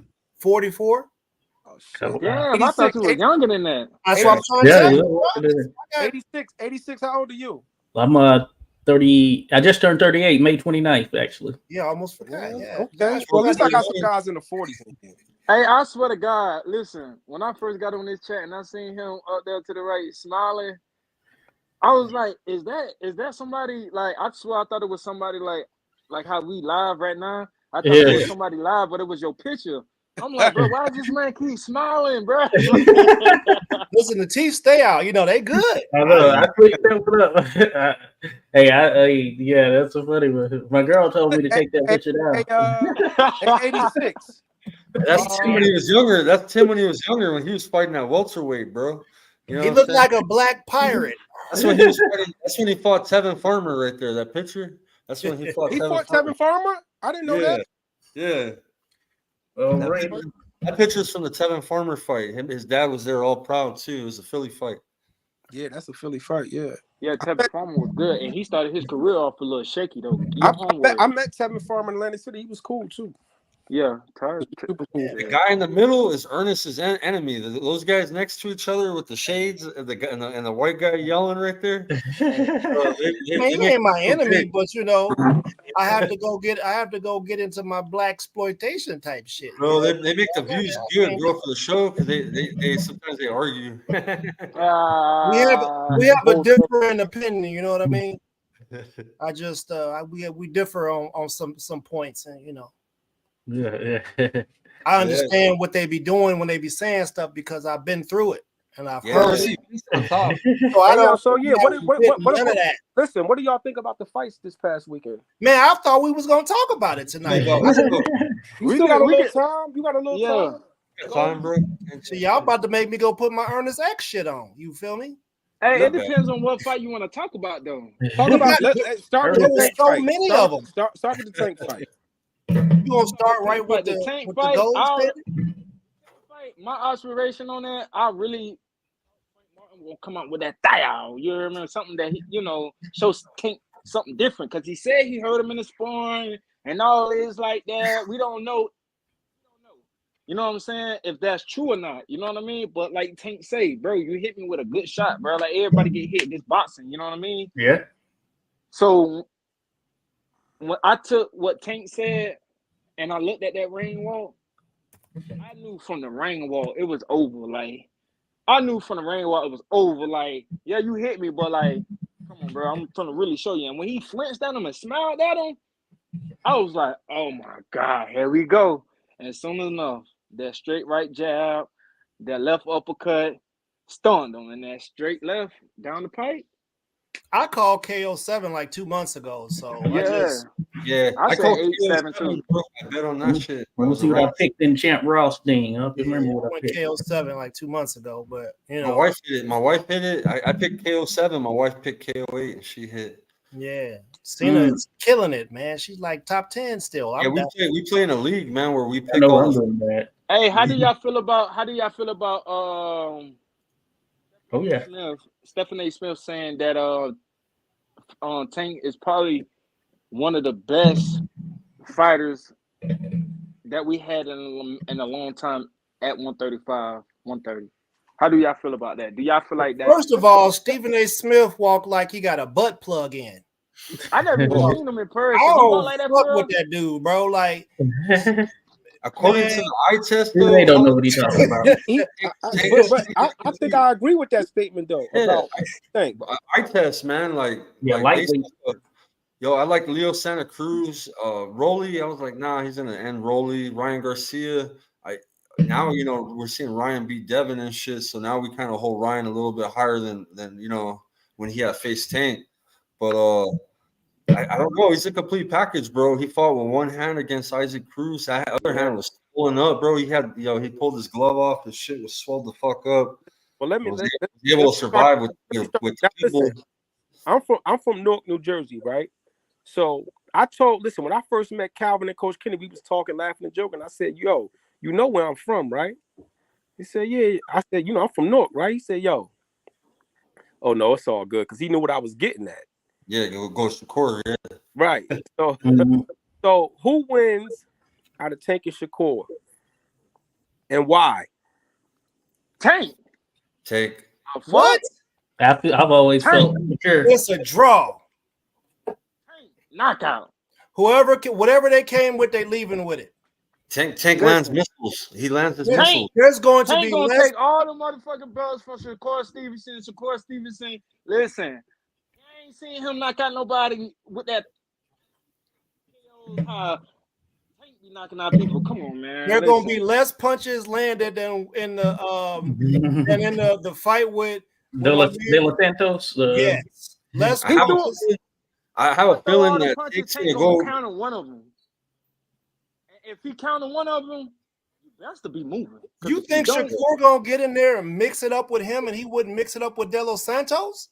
Well, yeah, don't get it wrong now. Shakur will bang with you. Shakur will bang. Will he? Let me ask you a question, right? And I'm not disagreeing. I'm just asking the question, right? Why hasn't Javante fought Shakur yet? Well, first of all, Shakur was fighting at 122, right? Yeah. Then 126. He's there now. He couldn't get fights, and I'm asking 130, and now he at 135. This dude done went through 4 weight classes in like 2 years. It seems like, and y'all trying to get him to go to 140. Let that young man be great somewhere. Why hasn't he fought him? Tank. Listen, I promise you, by being in the business. That fight definitely came across the table. That don't mean Tank was like, nah, I don't want to fight it because he did I didn't say that. I'm asking you why hasn't it happened? The reason it did not happen is because the other side, whoever was the B side, I'm not gonna put no name on it, but let's just say if it was the B side, Shakur's the B side, right? His team didn't like the percentage and all that calculated at the end. You know what I'm saying? Because bullshit money talk. All right, let me ask you another question, right? Have you heard Shakur call out Tank? Yep. Have you heard Tank call out Shakur? When? I heard Tank. Didn't Tank say? See, didn't Tank say? Have you heard him call him out? I haven't. I know you haven't. Right now. He just said he'll fight all of them guys. That's basically Yeah, I heard him say I'll fight all of them. No, all them guys is a cop out. Yo, have you heard him say I want to fight Shakur Stevenson? We need names, bro. Like, we don't like diss tracks with subliminals that are supposed to point at people. We need you to say the person's name. Now, listen, I'm not saying that Shakur is a shoo-in to beat him, and I'm just looking at the facts. I always hear Shakur say, yo, I want Tank, but it's up to him when he ready to fight to happen. Why hasn't Tank pushed the button on that fight? Look, man, Tank. Sometimes it's better to build a fight. How was he building it? Y'all see, man, y'all not thinking about what's happening with the I'm gonna have to put my Ernest X shit back on if we go there. I'm trying not to. But you got Disney, who's in charge of ESPN, who Top Rank is affiliated with, and they don't like people with tattoos. They don't like people with dreads, cornrows, and lines in their hair. They don't like motherfuckers who done beat up on their girls unless they've been rapeless burger. You feel me? Like, they don't like people who kill people in the ring. That's a good point. And that could be They made Wilder Fury, though. They made Wilder Fury. Good point. This is a good point. But listen, check this out, right? This is Shakur's last fight under contract with Top Rank. Yep. Now let's just say hypothetically, right? Let's say hypothetically Shakur going to fight July 6th and looks good, right? Does he get the Tank fight next? No. Why not? Because we got to go back to Disney. They have labeled Lomachenko the best thing since sliced bread ever since he got out there. And every fight they have on their channel, doesn't matter who's fighting, you hear Lomachenko's name 20 times. No, but wait a minute, Ernest. Wait a minute. If Tank fights anybody, it's not going to be on ESPN. Well, look, Shakur won't get that next fight with Tank because of who he finna fight next. Who he finna fight next? He fighting the dude that Frank Martin just beat. Yeah, he almost lost to. Claggett? Oh, yeah, Haratunian. Yeah. Oh, Haratunian. Okay, yeah. Is that Muhammad Ali looking dude? No, he's an Olympian. He's from Armenia, something like that. Yeah, Haratunian. He's a good fighter. And I think Shakur's gonna handle him. Well, if he stomp on him and stop him, then it could be debatable. It could be debatable. Now listen, right? Check, this is another thing, right? Just knocked out Trent. People always bring up the De La Santos fight, and I understand that. You're gonna keep bringing it up. Listen, right? You're gonna keep bringing it up, right? You're gonna keep doing it. Yeah. But like, listen, it's just like he said earlier. Everybody can have a bad night in the office. What did Shakur do with like the 3 fights leading up to that fight? Did it look good or not? I agree. Yeah. Listen, man. Hey, and that De La Santos fight, it wasn't all Shakur. De La Santos didn't do that neither. That's a fact. Hey, that Shakur that fought Valdez, that's a bad dude right there. I was at that fight. What about the Shakur that beat Herring? Jamel Herring. Yeah, well, no, because Herring is he was dogging it out with him. Herring is dead, bro. That was a bullshit ass fight. Them niggas was sparring partners, bro. They changed the same gym. It's youth versus bullshit. But he was better than Herring. He was obviously going to beat Herring. Herring was past his prime, bro, already. Even the prime Herring, he was going to beat him. I'm talking about the man in which he fought him, though. But he did fight on the front foot, walking these guys down. He was the only big guy that they said didn't want to engage. He was down for it. All I'm asking is, why don't Tank ever say y'all want to fight Shakur? I think that's a great fight. I think it's a great fight. But I do know for a fact, no pussy in Tank. Tank will. Oh, I'm not. I would never do that. Yeah. You know what I'm saying? I think it's more so on the business. That's a fight. Yeah, definitely. It's 100% on the business. It can't be the business because whatever Tank wants, he gonna get. We all know that. It is the business, bro. Shakur is with Disney. He's not with Disney, so he don't fight on Top Rank. That's about to be done, but it's not done yet. Okay. We have seen many boxers who have had their careers stalled the fuck out dealing with Bob Arum and his ways, man. Stop. If Shakur was to fight Tank, let's say he fought Tank for like a year ago, whatever, it would not have been on ESPN. It would have been on whatever Tank is signed to. Tank is the A side. Nah, that would have been one of them co-promotional things. It wouldn't have. It would have been the same way that Tyson Fury and Deontay Wilder had it. No. They would have, because it's too much money behind Tank. Listen, Tank is the biggest cash cow. Listen, Tank is the A side. Whatever Tank wants in that contract, I don't disagree. I don't disagree with Tank being the A side, but Bob Arum is not going to allow one of his fighters to be in a match that's that big and them not get a huge percentage of it. That's what happened. And then on top of that, they got that weight clause thing where they can't be above a certain amount of weight after the weigh-ins or whatever. Right. Look, that so shit right listen, there killed a lot of fighters. we're having a conversation about this hypothetical. We already know what they want, bro. They've been begging for Pitbull Cruz. They giving Pitbull Cruz's wins that he didn't earn so they could put him back in there with him. They got the Loma thing out there.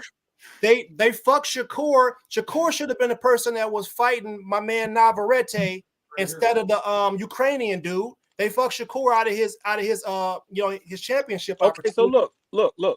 Who's the top 2 lightweights? 135 pounders.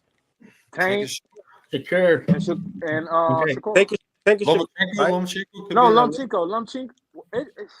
How is Lomachenko? Bro, what has he done, listen, bro? Okay, look. That's So hard. the whole thing is, I just want to see them all them fight. Let's just say Tank, Shakur. This is my thing. Shakur been calling out these people, but they don't do the same with him, and I wonder why. Okay, let's kill the argument. Devin Haney was at 135. He was undisputed, had all the straps, went to Australia, did it twice, right? But they gave him and Tank didn't fight. They could have been fought.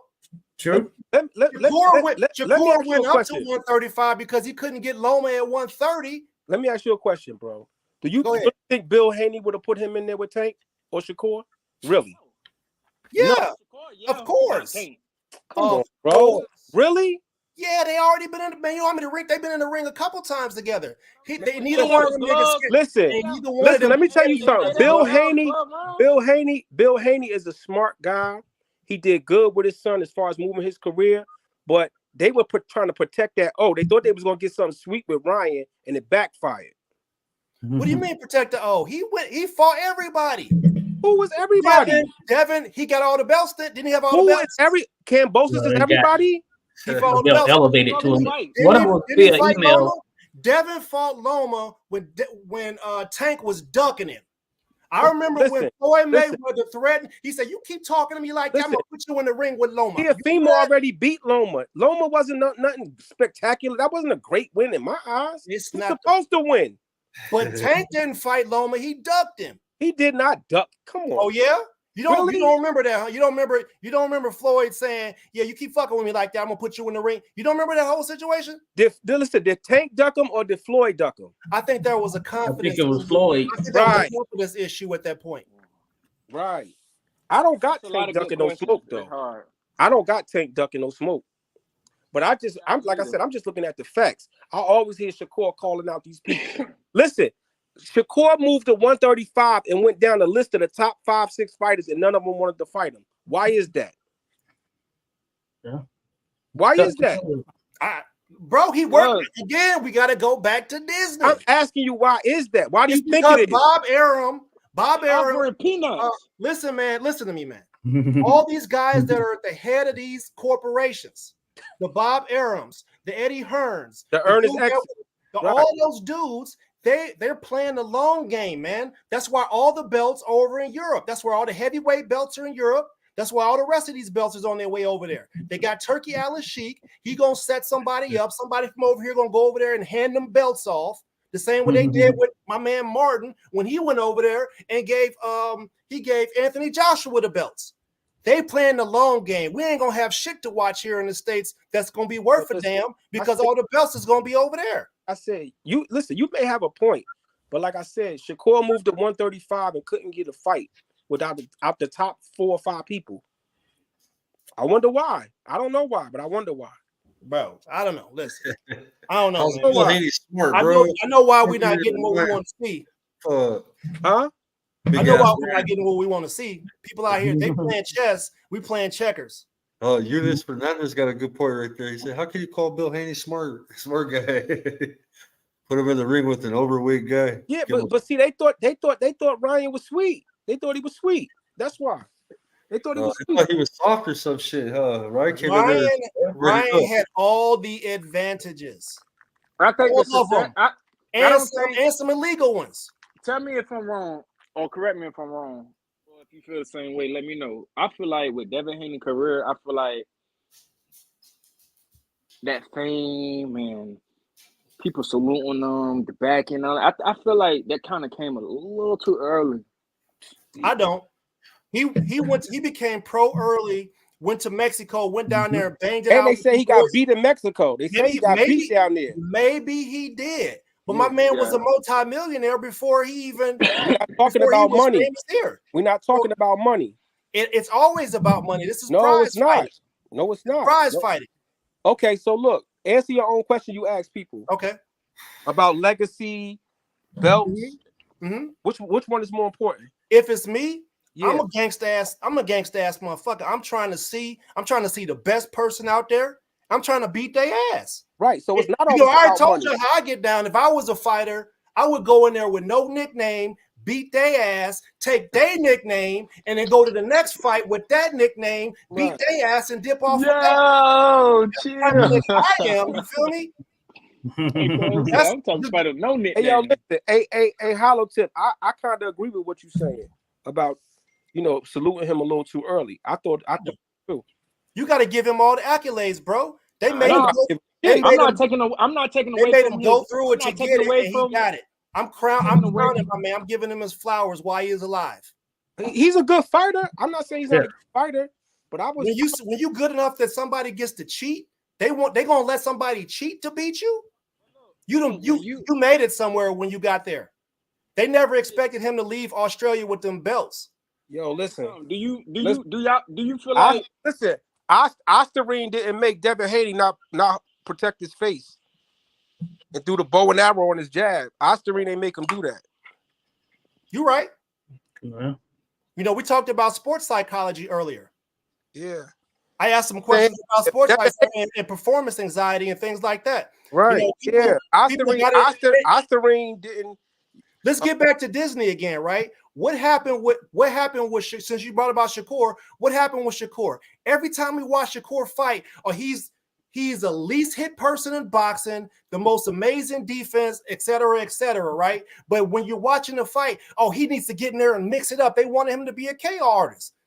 He's a boxer. He goes in there and does his thing. But the announcers, they want to see them going out there and getting knockouts and shit like that. They're basically pushing him. That's what they do. They push their fighters to become knockout artists when they're boxers. But did that how Shakur fights? Mind you, he can't hear what they're saying. We can. He can't. Oh, he hears it. He hears it. You don't think he goes back and watch the fights and listen to what they're saying about him? Anything. He still fights the same. Okay. They tried to set him up, bro. I remember the Nakatalia fight. The hard-hitting African dude, that boy punched hard. And they tried to set him up because that boy, he could have starched Shakur, right? And then they gave Shakur De Los Santos, another dude that can start him. It seemed like they're trying to take the boy out. But none of the other cats won't fight him. Yeah. None of it worked. Pitbull didn't want to fight him. Lomachenko didn't want to fight him. Tank never calls him out. I don't know why. Wait, what? But why are we bigging? Why are we bigging up Shakur right now? Well, his last fight that's why. Bullshit. Why. That shit was trash. We talking about Tank right now. He just fought last night. We got to give Frank Martin his kudos. Absolutely. You know what I mean? Absolutely. We got to get these boys they just do.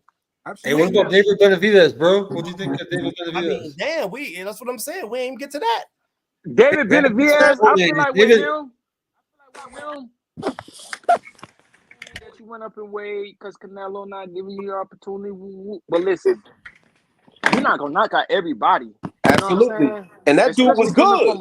Especially coming from a little guy to becoming that big guy. Listen, you gotta gradually build on that power. If you're not naturally strong and you gotta build on that takes some time. You know what I'm saying? I feel like David Benavidez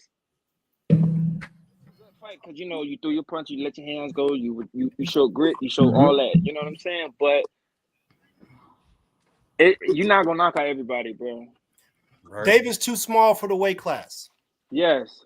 I'm going on the opponent. He's been on the show, bro. Alexander, Gozdick. He's been on the show too.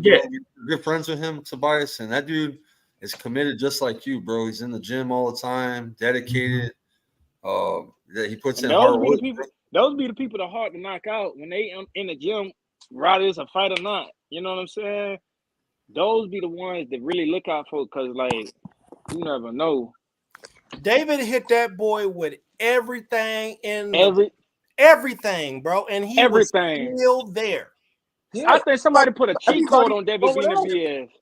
Yeah, he was charging him up, bro. I was calling out, and if I was like, this is like some Street Fighter shit. He was running 8-punch combos on this dude, bro. Bro, I was calling out some of them. I was like, watch your uppercut, bing, watch your right hand, bing, bing, bing. Like David Benavidez, man, it was a good fight, but bro. But what's the? I mean, we gotta talk about the fucking elephant in the room. Why the fuck is he fighting at 175? Because Canelo ducking him. That's why. That's not true. Canelo is ducking. That's true. Listen, the reason why he don't want to fight at that weight class, I feel like there's other reasons. To be honest with you, I feel like there's other reasons. He cleaned it out. That's true. but listen, it's true that he did do that. And there's one top dog that's down there who won't fight him.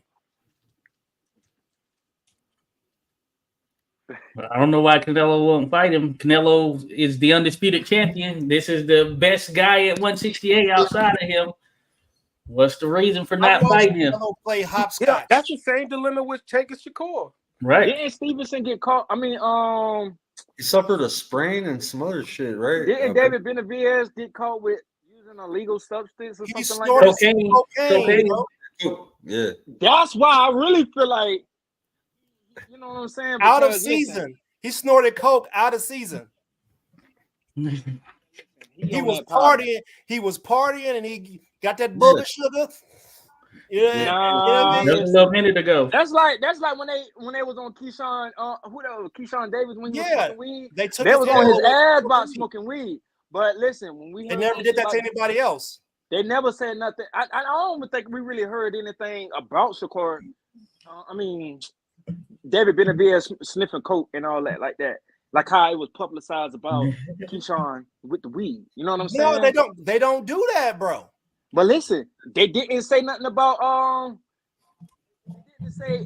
they didn't say nothing about Canelo supposedly eating that little steroid meat though, right? No. Oh yeah. Nope. So anytime you watch a fight, he didn't get suspended. He did nothing. Well, he got a 6-month suspension. He did, which was a light tap, basically. That's a light tap. Yeah. That's like back in the day when you used to go to court on the domestic, slap you on the wrist. Nowadays it's a felony. You know what I'm saying? Depending on the very other situation. But I just feel like David Benavidez.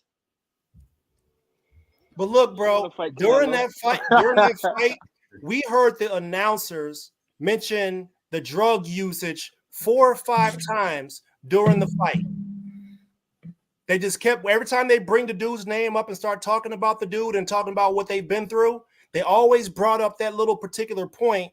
And what you have is casual. Because they know beyond all these lights and all this little shit, a lot of people are blind just with normal shit that go on, in life. You know what I'm saying? Now, when it comes to this boxing shit, on the back end, you might not know half of the shit that these fighters go through or what they do. You know what I'm saying? They know. And they talk to people that talk to people, you know what I'm saying, that know somebody, They know that drug use is not something that he did when he was partying at a fucking party. Listen, I don't give a fuck if you never did coke in your life or smoke weed. If you go to a party one night, you're not going to want to smoke weed. Somebody would have to literally force you, or you would have to have that intent to want to do that. You know what I'm saying? He was partying, bro. Listen, Mike Tyson did way worse things. I promise. Yo, I'm telling you, my man Mike was Mike went to the Hugh Hefner's Playboy Mansion. I heard some stories about them situations where they was like, "Hey, Mike, we got one rule here. The girls get to pick Mike. The girls get to pick Mike. You can't just go snatch, run. No, they got to pick. It's on them. You feel me? So there's a lot of stuff that happens, man. Which is the Bunny Ranch? What you think? Why you think all the fights are in Vegas? That's true. What goes on in Vegas stays in Vegas. Yeah, some of the Trust time. me. Some of the time you end up in jail because of some wild thoughts out there. You feel me? Hey, you gonna take this dive, or I'm gonna have her go say you raped her. Yeah. I'll take the dive. Hey, there's a story. There's a story about that, man. There was a story about I think he was a heavyweight boxer, and he was in it with the mob, and he was supposed to do something, and he ain't do it, and they found his ass dead, like they found all the rock stars in the room of an overdose. You talking about Sony Liston on suppose? Nope, there was another boxer. Yeah. I'm gonna Google that. I'm gonna look up that. Yeah, bro. I've watched some stuff, man. Yeah, we could get to it. You feel me? Hey, this is a fantasy prediction league. Add his fight to the picks, man, for July 2nd, Champ Russ. Wait a minute. I can get you the whole country box card too, brother, beforehand. A week before if you want, brother. David is going to lose at 175. David loses to Bevo. He loses to Better Beef. And probably those two for sure. Yeah. Hey, Tobias, is that your manager right here, Tom? Yeah, Tom. Yeah, that's my manager. That's your manager. Hey, Tom, nice to meet you, brother. Thank you for coming in. I dropped a link in the chat if you want to come up and talk. If not, you can reach out to me, brother. But nice to meet you, man. We've just been promoting him. We like what we've seen on his fights. We're cool with Country Box with Jimmy Adams. I got permission to share his fights and stuff like that on the channel. Rahim right here, Pro Se, he does a lot of their apparel and gloves and stuff. So we're gonna hook him up with some gloves and try to hook him up with some stuff that he needs. And it's all through the channel. We've done it before. We've done sponsorships for other fighters. We even done sponsorships for international fighters. We got a Filipino fighter right now. He's number 2 in the WBA, number 6 in the IBF. He was on the show earlier, and we've helped out quite a few fighters, man, since we've been doing this. I've been doing this for a couple years now on YouTube, but we try to do our best, man, because we know, as a fighter, man, it's a full-time profession. Sometimes it's hard, man. You got to work, and it's hard to dedicate all your time to boxing, man. You need sponsorship. You know what I mean? Hey, but listen, one thing I can say about Tom, I know a lot of people they got managers and stuff like that, but they don't have a personal relationship with a manager. Whereas they could just pick up the phone and call them. You know what I'm saying? Just all on boxing shit. You know what I mean? With Tom, I promise you, it's nothing like just, oh, this is just boxing. This is just business. No, like he genuinely look out for the better interest for me, especially for my career. You know what I mean? So that's why I really mess with him a lot, especially with Christy and all them and Country Box. You know what I mean? So yeah, man, that's a good dude. Yeah. Hey, make sure that outfit fresh. It was it. Oh yeah, always. Yeah, man, make sure Poro or whatever you type of hairdo you got, man. Make sure it's locked down, man. We ain't trying to. I was just gonna say I'm gonna come with my dreads out this time. It look bad when you get a hit and your shit shoot backwards. You feel me? It do. Well, so okay, listen. So Gary Russell lost. Subriel Matias lost. By knockout. Can we get them in the ring? But let me ask you something. Why in the hell did Matias think just because he killed somebody, he can say, "Oh, I'm gonna send you to the grave"? But you were so apologetic when the dude died and you did all that. Man, listen, if you're going to act gangster after, be like that in the beginning when all that shit going on. Don't be like, oh, sorry, this. Listen, this is boxing. We in a hurt game. They know what it is. We know what it ain't. So by you trying to say, oh, I'm going to send you to the grave, or whatever he said to his new opponent. He's been kind of mean lately, bro. He's been him, bro. I didn't know about that. That's crazy. I'm gonna defend him. Regis, bro. Regis, he had a phone call with Regis, and he was telling him, "Fuck you, I'll kill you." Good. We need that. Hey. I'm gonna defend him. This is why I'm gonna defend him, right? Because he believes it. If that's something he believes, can you believe a person could be a victim of their own success? Yes, because he's one-dimensional and he do not possess anything else outside of that coming forward, hands up. It has worked for him this entire time. There was no reason for him to switch it up. Until now. Now we know the motherfucking blueprint to beat him. You know what I'm saying? Come on. But it took somebody to have them 5 Ps to go over there and do it, and at his hometown. That's why I asked earlier in the show if the performance anxiety has something to do with his actual performance. Why didn't he switch the game plan up? Was it too much pressure for him to perform in front of his people in Puerto Rico? Did he write No, it was the rain rush. His ass couldn't cash. A whole lot of shit. Because you see in the later rounds, he showed in spurts where he was supposed to do something to him, like how he was supposed to do to him in the earlier rounds. But I feel like it was the rush, the time out of the ring, under the lights, not just sparring in the gym and shit. Well, I'm saying outside the ring, under the lights, the crowd, and he brought boxing back to Puerto Rico. Well, they had another event. They had another event prior to this one. They had Amanda Serrano, and she had to pull out because she did something with her hair and got an eye injury. And did Matias fight on that card? No. No. I'm saying this is when he fight on that card in Puerto Rico, you know what I'm saying? I feel like that got to him, you know what I'm saying? Because who's to say he could have been partying before that? You know what I'm saying? No, bro, he had a lot of pressure. I don't know if you're aware of colorism, right? So in the Caribbean, not in the Caribbean, but in the Caribbean, South America, and a lot of countries, there's a thing called colorism, right? So you got light-skinned Puerto Ricans and you got dark-skinned Puerto Ricans. You got Afro Latinos, and you got the ones that are light-skinned. I'm a white Mexican, bro. The light-skinned ones always get the preferential treatment over the darker-skinned ones. If you don't remember, Matias was actually on ESPN when he did that, and then they let him go. He's been fighting like that the whole time. But all of a sudden, nobody wanted to cover him anymore. They just dropped him.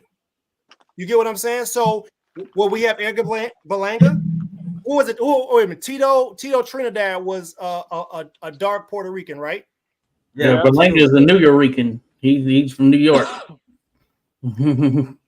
There's a difference too. The colorism thing is real, bro. It's real. So, you get better status. Mexican. Yeah, you get better status, man. Same thing in the Dominican Republic. Like, what they call it, Hispaniola. Haiti and the Dominican Republic are the same damn island. They don't want the Haitians over there in the Dominican. Hey, you too dark. What did the say? Nunca. I know black. I know black. Yeah, I've been to Dominican Republic. Dominican Republic and Haitians are right there. I know black. I remember one time I was at a food spot and I was asking her a question and she sounded Haitian. I'm like, damn, I thought you was Dominican. Mm-hmm. Bro, they look. I'm telling you, it's like I know black. I'm Dominican. I'm Dominican. You know Haitian. No Haitian. No. Mm-hmm. Yeah, man. It's serious, man. It's like that in all the continents. Hey, what do you think? Let's talk about that fight with. Oh man, what's the man? This my man. Oh, I feel so bad. I don't remember this man's name. He be dancing like Tyrone Davis. He fought like the drunken. Oh, Ben Whitaker. Oh, Ben. Yes. That's my man. What you think about this nigga right here, man? You got headbutted. It's time to step it up. Time to step it up. I say he's handling these dudes too easy. I say people when they get the cup of Kool-Aid, the soft ones, they lick the sugar off the rim of it and then drink the Kool-Aid. He's pissing his opponents off, and I'm the type of nigga. I lick the bottom of the Kool-Aid. Yo, they don't like him, bro, doing them dance moves that his opponent. They cracked his ass. I'm not gonna lie though.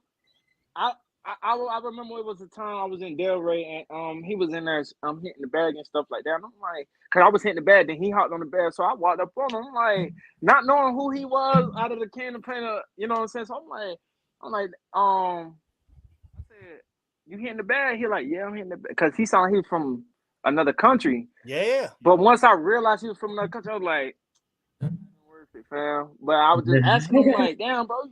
You look sharp, fam. Like, I seen him sparring and shit. I went asking him, like, yeah, I'm from London. Blah, blah, blah. I'm like, yeah, I ain't know all that. You know what I'm saying? But we had kicked in the gym and shit like that, had a conversation, whatever, you know what I mean? But I ain't know he was really like that until I seen him fight. I'm like, yeah, he fight. We like Ben. We think he's in the wrong country. Nice. Well, you so good that, listen, bro, they trying to set him up. They don't like him. They do. You think so? Because he only got like how many fights? 7? His last 8 fights have gone to decision. and they have expected knockouts. They throwing him. Oh, Well, he should have knocked that dude out. That dude was ready to go. yeah. Bro, listen, man, they expect knockouts from that dude. And any little thing he do, hey, don't be talking to him. Don't be doing dance moves. Knock it off. But yo, my man, he hit me behind the head. I'm getting dick shots. You don't say nothing about that, but I can't dance when I style on him. Like, he needs I to think get that's because of these. I think that's because of the amateur rules and how they teach it. Because they teach in the amateurs, you tell them they can't talk or whatever. If they're talking, you tell them no talking. Yeah. So it's part of their rule set that they teach you in the amateur ranks and try to. When it goes up to the pro ranks, though, some refs allow a bit more leniency than others, I would say. Yeah, but see, how can Muhammad Ali be everybody's favorite person? Because he jabbing you, and that's for your mama. This for your kids 2 generations from now. Yeah. I changed my name, and I didn't go to Vietnam. I ain't get. You feel me? I'm dodging the draft. I feel where you're coming from for sure. No, you make a good point. Hey, Boston Celtics talk shit while you whooping somebody's ass, like Boston Celtics won the championship, which was expected, I'd imagine. Easy work. Hey, that's Team Donaire right here. HollowTip. Hey, that's the drunken master. Yeah, you know Nonito Donaire, bro. That's Team Donaire right there. Oh yeah, man. I fought with Donaire, man. I ain't gonna lie. When he was coming up, oh yeah, beast. I need his left foot trainer. I swear to God. They'll take you in over there, bro. You just have to be able to focus. Go to Vegas, Vegas. Me? No, I've done MMA. So I got hands too. I'm a right-hander, but I'm ambidextrous with my feet, and I'm left-handed. I fight left-handed. I hear how you analyze fights and your observations of fighters and everything of the sport, you know, and it's right on the head. It's like you done did this shit before, you know. So I was like, I had to ask you, man. I never focused solidly on boxing, but I got that too. Yeah, I like that. He said he ambidextrous. A couple of people out there. I done had some incidents in the military. There's a couple of people out there that found out about the hands on duty. Trust me, I done been through that. I done been through that too. On jobs. Yeah, it's on duty while we at work with guns on our hips. You know, I fought out of Hook Elite. You know, we represent gloves up, guns down. You know what I'm saying? So it's like they get right. Yeah, gloves down, guns up. yeah. Hey, listen, man, y'all think this shit is not a joke out here. Like I said, I'll get back in my Ernest X bag here if y'all need me to. But there was a guy that was in Arizona. He was going to Arizona. He was going out there to a black concert to go and start a race war to kill a bunch of black people. That shit is real, man. Yeah. There are people out here that just hate us for no reason, man. Yeah. So you need to learn how to shoot. You need to learn how to defend yourself. So fighting is cool, but people don't play fair. You go to fucking like, come on in, let's run the fade. They're like, all right, here's my fade. Hey Jerry, do you guys mix up the gyms in Vegas, or you guys? I know you guys train in DLX, but you guys go to all the gyms, right, Jerry? He's talking about Rachel, and that's Nonito's wife right there. She's the trainer. You know what I'm saying? Who is Rachel? Oh, that's who y'all was talking about. Yeah, that's Nonito's wife right there. Wife. Yeah. I need to talk to Rachel. You hear me? I want to possess that left foot like Donell. I'm talking about that man sending people to the moon. Oh yeah, he's beast with it for sure. Yeah. Okay, go ahead. Oh. I seen a couple fights of Donell where they thought it was over. And left hook. I told you this man not old, bro. Give me my money. Yeah. Oh yeah. So they talking about sending Shushu to go. They talking about sending Shushu to go see the monster. What y'all think about that? Well, they're a weight class apart at the moment, but anyway, yeah. No, that's in. He wasn't here for no reason. this little Chinese dude alone? Because it's like he's Japanese, but we gotta, whatever he is, Japanese. Hey, he might come look you up, bro. They don't play around about they Man, listen, I'm gonna send his ass back over there. You heard me? We in the US. Let's stick with the US. Why don't nobody in the US US fighters how they push that in the way, nigga? I'm talking about banging like crazy. I ain't gonna lie, he fine. I ain't gonna lie to you. You heard me? But come on, man, stay over there, bro. That first fight with Nonito was legendary, man. The first, in a way, Nonito fight. He had 50,000 at his last fight over there in Japan, so he's probably gonna stay over there. Man, bro, look, I'm gonna say something to y'all that y'all probably haven't thought about, right? So first of all, who is Inoue's trainer? His dad. Okay, it's his dad, right? No. How did his dad become so qualified to make his sons, plural, some of the best fighters in the world? Thank you, bro. Was his dad a fighter? No. Yeah. Who, Inoue's dad? So now let me tell y'all something about technology. Oh, okay. Right? You know the boxing games and stuff like that, the football games and all those things that we watch? You know what they do with those games? They take people and they attach a bunch of sensors to them.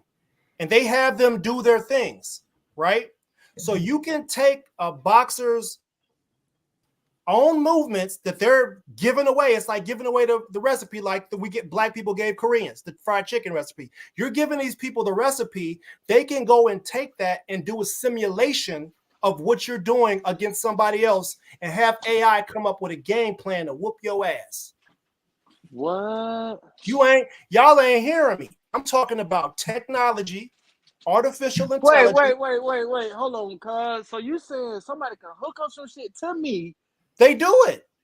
How do you think they said Francis Ngannou had the strongest punch in the world? We're talking sports science. Yeah. And they could tell you how to beat me? Once you got data points, you can predict anything. Shit, you're right. So but you gotta ultimately go in there and do it. Still, though, you gotta go in there and do it. But so a lot of fighters typically, what we say, Frank was supposed to push some buttons, wasn't he? He was supposed to make Tank have to go and dig into his bag. Ain't nobody made him dig it in his bag yet. So that means when you're fighting, if you got a deep bag, you don't use all the tools in there so that your next fight you got some left in case you got to go in there and pull it out on them. You feel me? You got a double left hook, pause, send one up to the top. You don't do that unless somebody make you do it. Right. But I'm just telling you, I'm just giving y'all some different type of knowledge.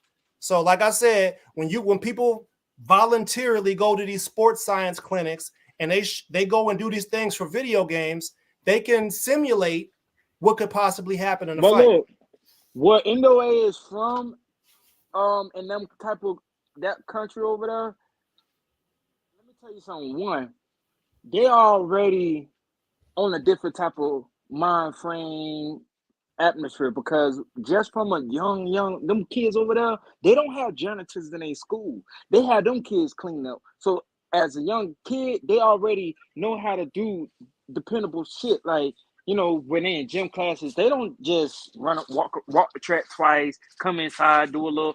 They making them dribble with both basketballs and stuff like that. In these math classes and stuff, they're not just doing algebra, and all that. They're doing all kind of complex shit like that. We can't really put a name on it. Me and Skywalker have both been in Asia. Right. Yeah. So y'all know, like they pick their career at 3 to 5 years old, and that's what they do. Smart, bro. More advanced. If they're a plumber, they're gonna be a plumber. If they're a boxer, they're gonna be a boxer. If they're a boxer trainer, I don't give a fuck if you got qualifications or not. They're going to do it. You know what I'm saying? So mix that in with technology. Japanese is they're at the forefront. Hey, I'm gonna have Nonito's father-in-law come on, bro, and he was there for both the Inoue fights in the corner, bro. He knows about all the Japanese tactics, bro. Like what the bro. Could you imagine? Listen, bro. Could you imagine fighting in an arena where everybody is sitting down? They ain't making no noise. That's some weird shit, bro. I'd have been there. I'd have been there. It's like you getting cuckolded or something. You know what I mean? Like you feel me? But that happens all the time in the amateurs, even in the professionals, especially amateur fights, especially when you go into like another state and it's a regional or it's a state national or something like that, and they don't know you, especially starting off in the pros. You know what I'm saying? You go to the little ballroom, bar, pro fights. No, bro, I'm talking about complete silence, bro. I'm talking about the type of silence where the niggas that's calling the fight, you up in the balconies and you can hear what they're saying at the booth about the fight during the fight. Oh no, see now they sit totally down. Different. They sit down over there. They don't. The audience members don't say nothing. Let me tell you something. The reason why I feel like I'm not sure why, but only my observation on it. I feel like the reason why they do that is because when you're seeing these people perform on stage and everything, you know what I'm saying? We sit down, we looking up at them. You know what I'm saying? That's like praising like a god or an idol or something. Like when they pray, they get on their knees and then they pray to their God or whoever. When we pray, we close our hands, get on our knees, and we pray to whoever we, you know, that may be. You know what I'm saying? So it's a culture thing, my nigga. Yep. These niggas go to these fights, they quiet. You can hear the announcer wave from up there. You hear me? But that's just the culture. To us, that'll be like, what's going on? You know what I'm saying? Well, you put yourself in Stephen Fulton's position. Don't some fighters like to? That's why I talk about sports psychology. That's why I brought that up today, right? So how are you as a fighter, a person who's maybe feeding off the negative energy or the positive energy that's coming from the crowd?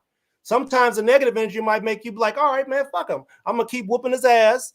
And that's all depending on the fighter, because you're right, because that energy can make you turn on or turn completely fucking off. I'm talking about like a deer in the head, like boom, you get hit. You know what I'm saying? So it's like you go to Japan and it's quiet.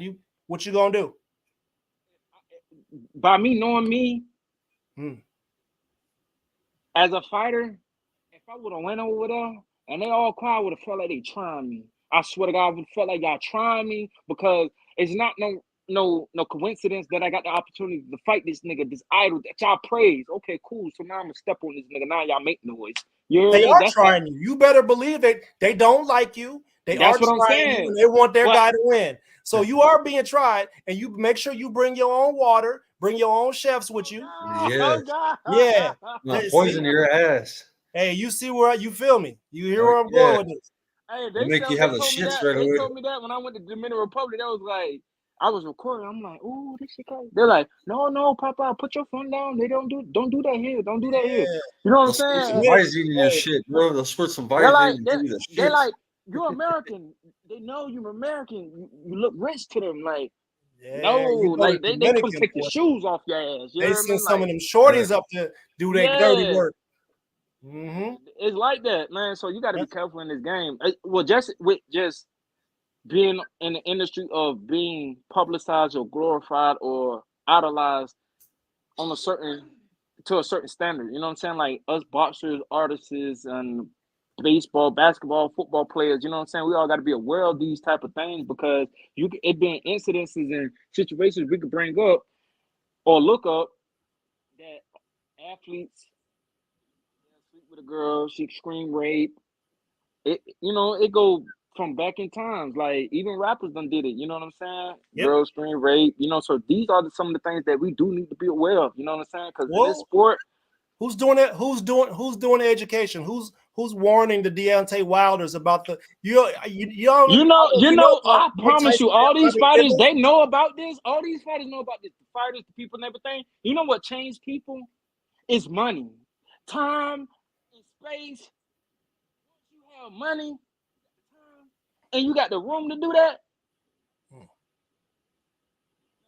Listen, I promise you, man, you can have somebody you grew up with from the sandbox, man. You leave $50 around them, they'll do something to you. You know what I'm saying? So imagine a nigga with $1 million. Oh, yeah.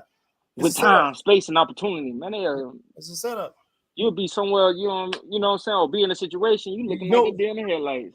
You know what, Sky? Well, that's a whole other thing. You know how they started doing the NFL rookies and the NBA rookies? They started making them have like these pre-events where they try to teach them about, you know what I'm saying, what the fame will do for you and what type. making sure you keep the right type of people around you so you can keep yourself straight. You know what I mean? Yep. Like, I don't never hear anybody tell that to boxers, because Let me tell you something. Let me ask you a question. I'm glad that you brought that up. Let me ask you a question. And answer this, it's yes or no. Is there a rule break on boxing? Like, is there any, like, we can look at in the NFL, we can go in the book and be like, all right, this is what you're not supposed to do, this is what you're not supposed to do. All right, this how you do it, this how you know what I'm saying? This how you teach it, this how you catch it, this how you this how, you know what I'm saying? And boxing, do boxers or boxing, just the world of boxing, have a rule break on what you should do, shouldn't do? I feel like, personally, we don't have no rule break, and it's like everybody doing this shit off of the hustle, off the grind. You know what I'm saying? So it's like we prostitutes in the sport. You know what I'm saying? Honestly, I'm gonna say there is a rubric, but I would say that they're not all the same. It depends on who your trainer is, right? If you're somebody that's training with, but that's what I'm like, saying. That's what I'm saying. Like, it's if not you with one Bozzy, specifically one. Yeah, it's if not you one with specifically Bozzy, one. it depends, man. Like I said, so boxing is an exploitation sport. There's a lot of people that get in the sport and they're making money off of someone else's talent, right? They're probably making more money than the person with the talent is. So those are vultures, right? But then you have people who get involved in martial arts so that they can actually have structure in their life. So the people who get into the martial arts, of course, they have a rubric. They're following, how do you get from a brown belt to a white belt to a green belt, a purple belt, and a black belt? So you get a rubric for that. Hey, so Jerry, can you tell us how Nonito came up? How Nonito came up to stardom, and what was his make or break? Like how he came up? Well, my exposure with Nonito started in Wait, who's this again? Oh, this is Tata Jerry. This is Nonito's father-in-law. This is his corner. Okay, what's up, my man? Yeah. What's up? Yeah, as I said, my exposure with Nonito started in 2008, when he first got his championship belt from Darchinyan, right? So we made up a team. Pretty much, he has his corners, and I told Rachel that he can't be bothered during a fight and stuff. So let's set up a security group for him. Pretty much be the wall. Nobody gets to him during the week of the fight. Wherever we're at, whether it be Japan, Philippines, Cebu when we were over there fighting and stuff, or here in Vegas, or in LA. But yeah, he's already a made champion when we got to working with him. So pretty much like Rachel is martial artist, right? Taekwondo. Yeah. And we were trying to interject our training to him. But of course, the thing is, you guys are not the champion. I am the champion. I'm a boxing champion, right? So in hanging with him, he still had the old style of training, right? He'll be running 5 miles in the morning, 5 miles in the afternoon, and stuff like that. So me and Rachel kind of were harping on him to tell him that, when you're in a boxing ring, you really don't run no 5 miles. You really, and to be honest with you, you do not have to run 5 miles unless you're out of shape and really have to do that. But when you're consistent in the gym, yeah. Well, even though you're out of shape, what we were telling Nonito is, even though you're out of shape, the 5 mile really doesn't help you, because you only have 3 minutes in that ring. Right. So you need bursts of speed. Right. So that was the first thing that had to change in his training. Now Nonito don't run anymore. Well, not the long distance run. He does a lot of curve treadmill. He told me, right? If he does a treadmill, yeah, he'll burst the speed on the treadmill, and his treadmill is the one that doesn't have a motor that you have to propel yourself. Yeah. Right. Oh yeah, it's that one that's shaped like a U. Yeah. That's the best. And he's pushing it. he's pushing that a lot of speed in that, and he's really huffing and puffing and doing that. Then he'll do a minute of that, then rest, while doing a slow jog, then burst of speed again. He'll do that 6 rounds. 3 minutes apiece, a little bit of rest, and do it again. But they have their whole training thing that pretty much it changed from where he was before until now. It's a different way of training that he's doing now. And that's that kind of training he's imparting now to the students that he has taken on his wings. It's completely different. Is he helping Angelo Leo for his fight? He did. Well, let me put it this way: before he had fought the Filipino guy. Oh yeah. Plania, Magic Mike. No, he Mike. didn't. Angelo Leo knocked out Plania. Right. But before that fight with Angelo and Mike Plania, Angelo trained Nonito for Caballo. Oh, for Caballo, yeah. Right. For Nonito's fight. Oh, okay. So he saw Right. Nonito out before. So he came over DLX, and they were training and stuff like that. And I was looking at it. Angelo Leo was a lot faster than Caballo. So I said, "Oh, that's it, man. He's got this. He's got this fight." So in doing so, I bet heavy on that one. And one of the because everybody in the blogs are saying, "Oh, Nonito's old already. He's gonna be bitten by this young lion and stuff." You saw what happened. And what I told y'all, Skywalker, what I just said, I seen fights where they counted him out. Yeah. But yet he prevailed. You know what I'm saying? That's a true champion. Nonito, he's been a big underdog. Hey, what country was Nonito in when everybody was booing him and they were hating on him bad, bro? Handle business. What country?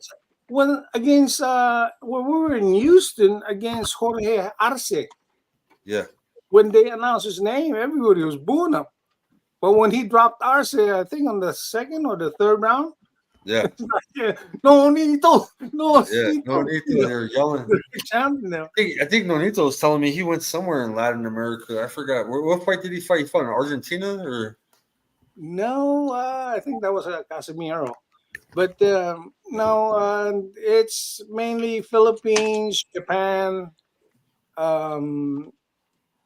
Puerto Rico, and mostly United States. Yeah. Puerto Rico, though, no, it wasn't Puerto Rico. He was telling. No, they didn't. Puerto Rico was Juarez. Yeah. He fought Juarez. Omar Juarez.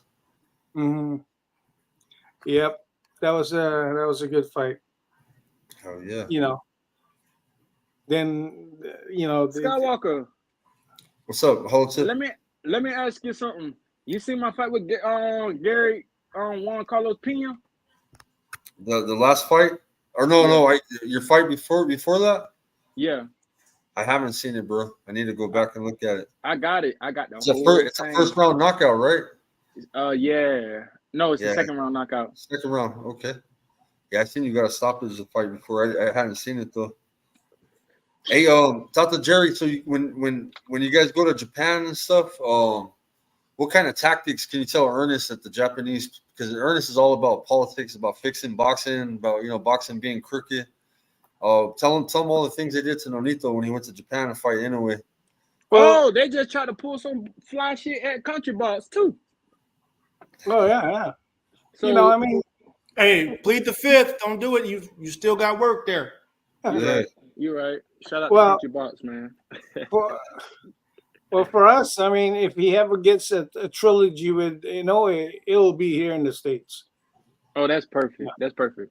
That's Yeah. perfect for Nonir. That's perfect for Nonir because he grabs the attention of the U.S. fans of boxing. You know what I'm saying? He grabs the attention of just the whole boxing world. You know what I mean? He's good with his fans. You know what I mean? All his Yes. fan base. He keeps up with all his fans, and he connect with them and everything. You know what I'm saying? I mean, in really, a way, has Disney behind him.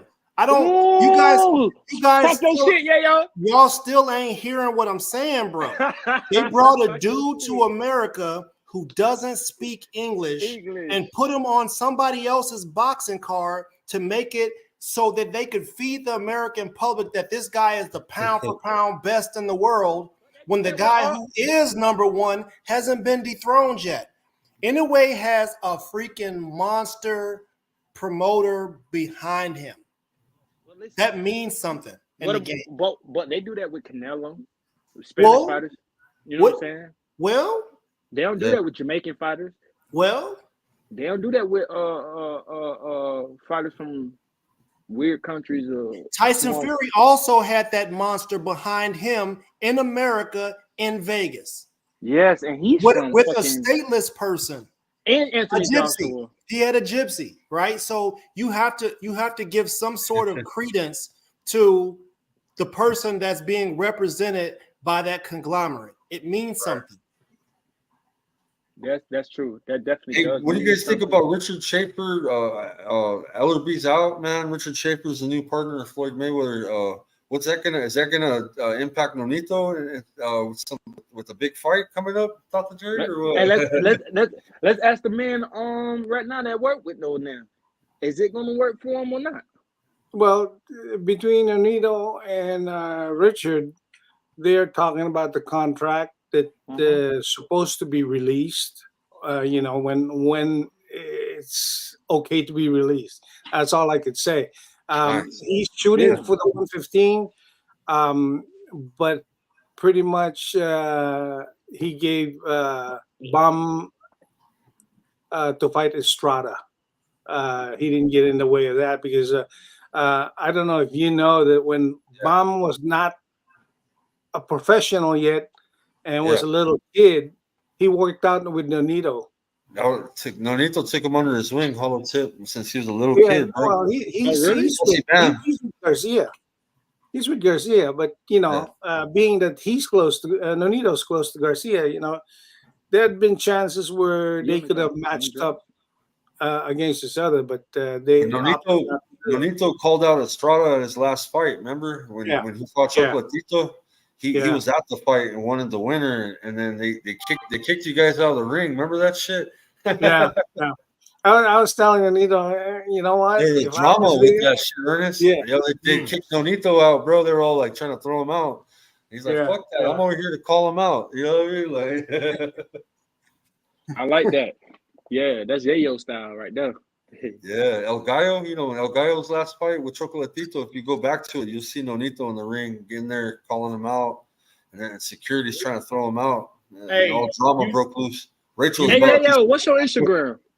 I got a bunch of them, fam. Follow me on the one that you mainly use. You know what I'm saying? Because I want to be able to start tagging you and stuff too as well. You know what I'm saying? Right. You feel me? Yeah, for sure. Because I'll be tagging Skywalker, Jimmy, and everybody, Country Boss, and everybody in my posts and stuff like that. You know what I mean? Sure, yeah, get you some exposure. Hey, Dr. Jerry, let me give you a breakdown of his last fight. The reason I've been working with Country Box, man. They gave me permission to promote their events. They hold fights every first Tuesday in Nashville. They do professional fights. He fought Jason Velez. I don't know if you know who that is, but he fought Ryan Garcia, Jojo Diaz. He beat that veteran, man. It was a good ass fight. He actually it was a 6-round fight. Velez. It was supposed to be 8. Yeah. Caught him with a flash knockdown. So he had to win the next 5 fucking rounds because he got knocked down. And not only that, I came back that round. And I won that round. Yeah. Really.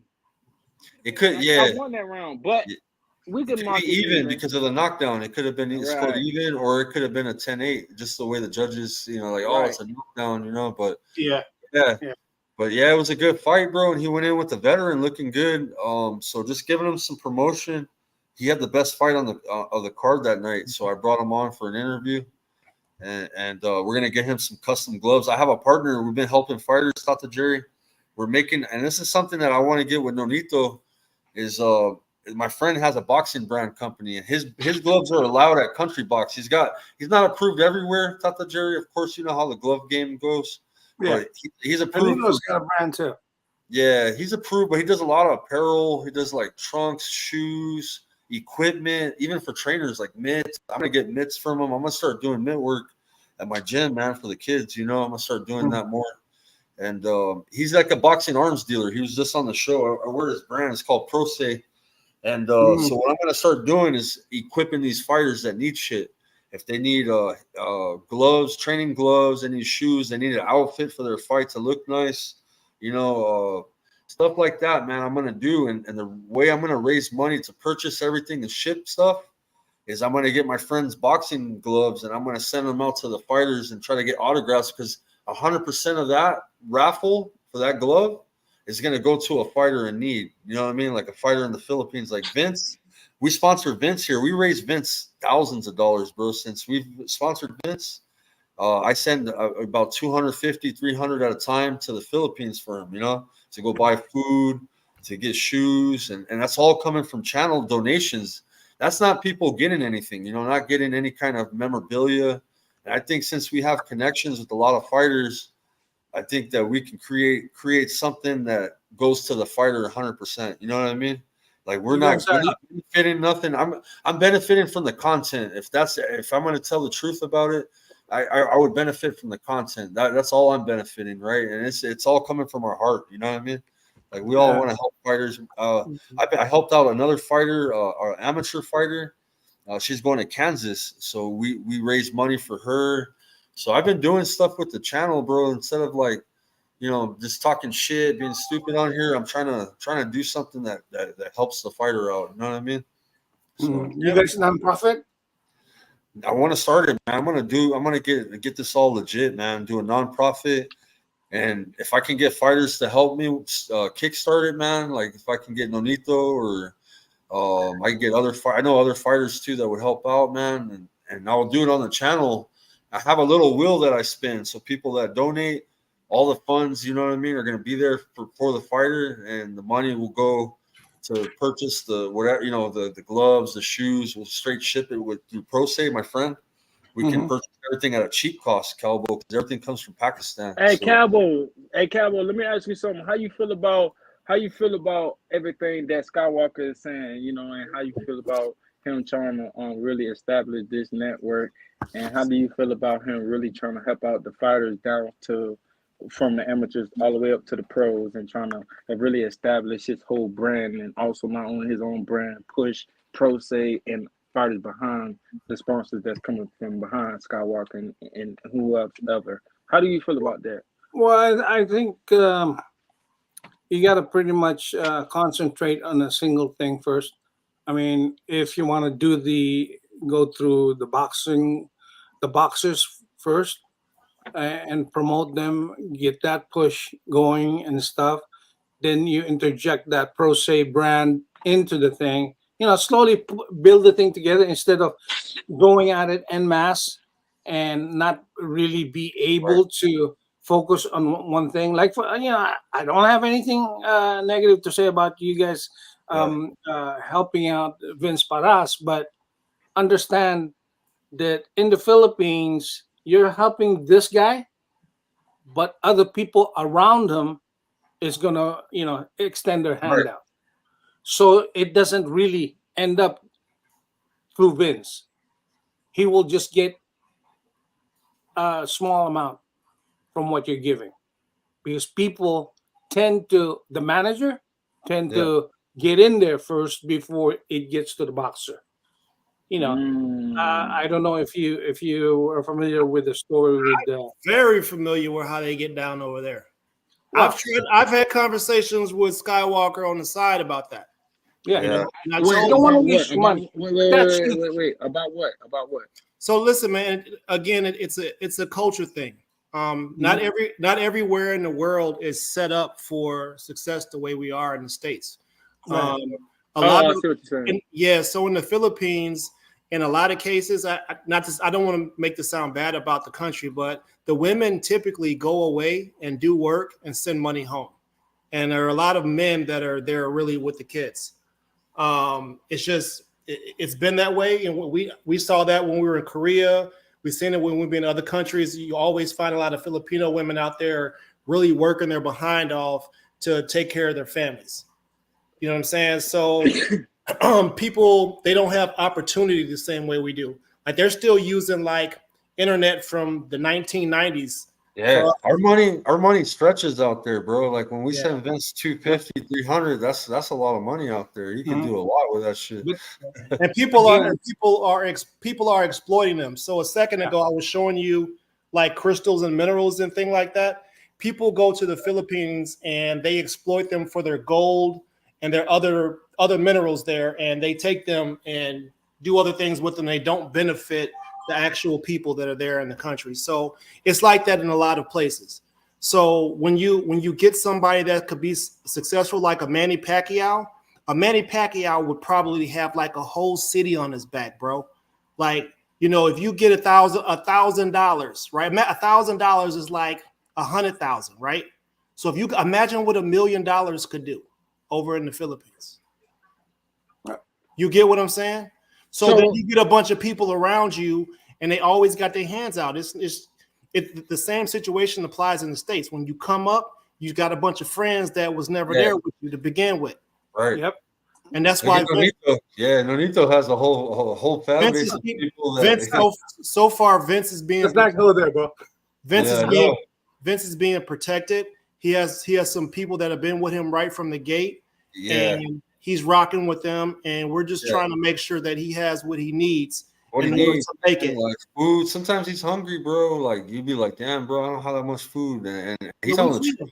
Like he ain't a liar, bro. Like they go through earthquakes, bro. Like his house, you should see all the shit he went through before his fight, man.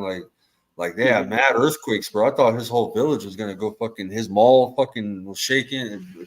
His house got splinters all through it, bro, from the earthquake and shit. Yeah, people died around him. You know what I mean? Yeah, he had kids in the street dead, bro, right around his house and shit.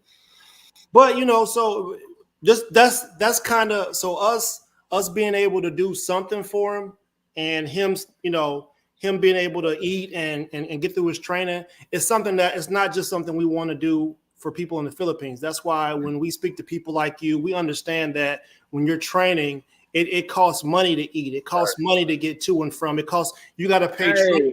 That's why I'm glad we touching on this topic, because a lot of us fighters, we are that is our situation. You know what I'm saying? And you know, at the same time, that will make us the fighters that we are today. You know, because the struggles that we go through. You know what I'm saying? So we can't exclude that. You know, or try to get around that with help or whatever. You know what I'm saying? Yeah. But at the same let me give time, you an example. In Nonito's and Rachel's kindness, they brought a boxer from the Philippines to the States. Gave him $25,000 signing bonus. Dollars now. Okay, we're not talking pesos. Okay, 25,000. He was supposed to fight here. Given 6 months, he could never fight. Right? Either he's overweight or he's not ready to fight and stuff. Then he takes a trip home. He wanted to go home. So he takes a trip home, and that's it.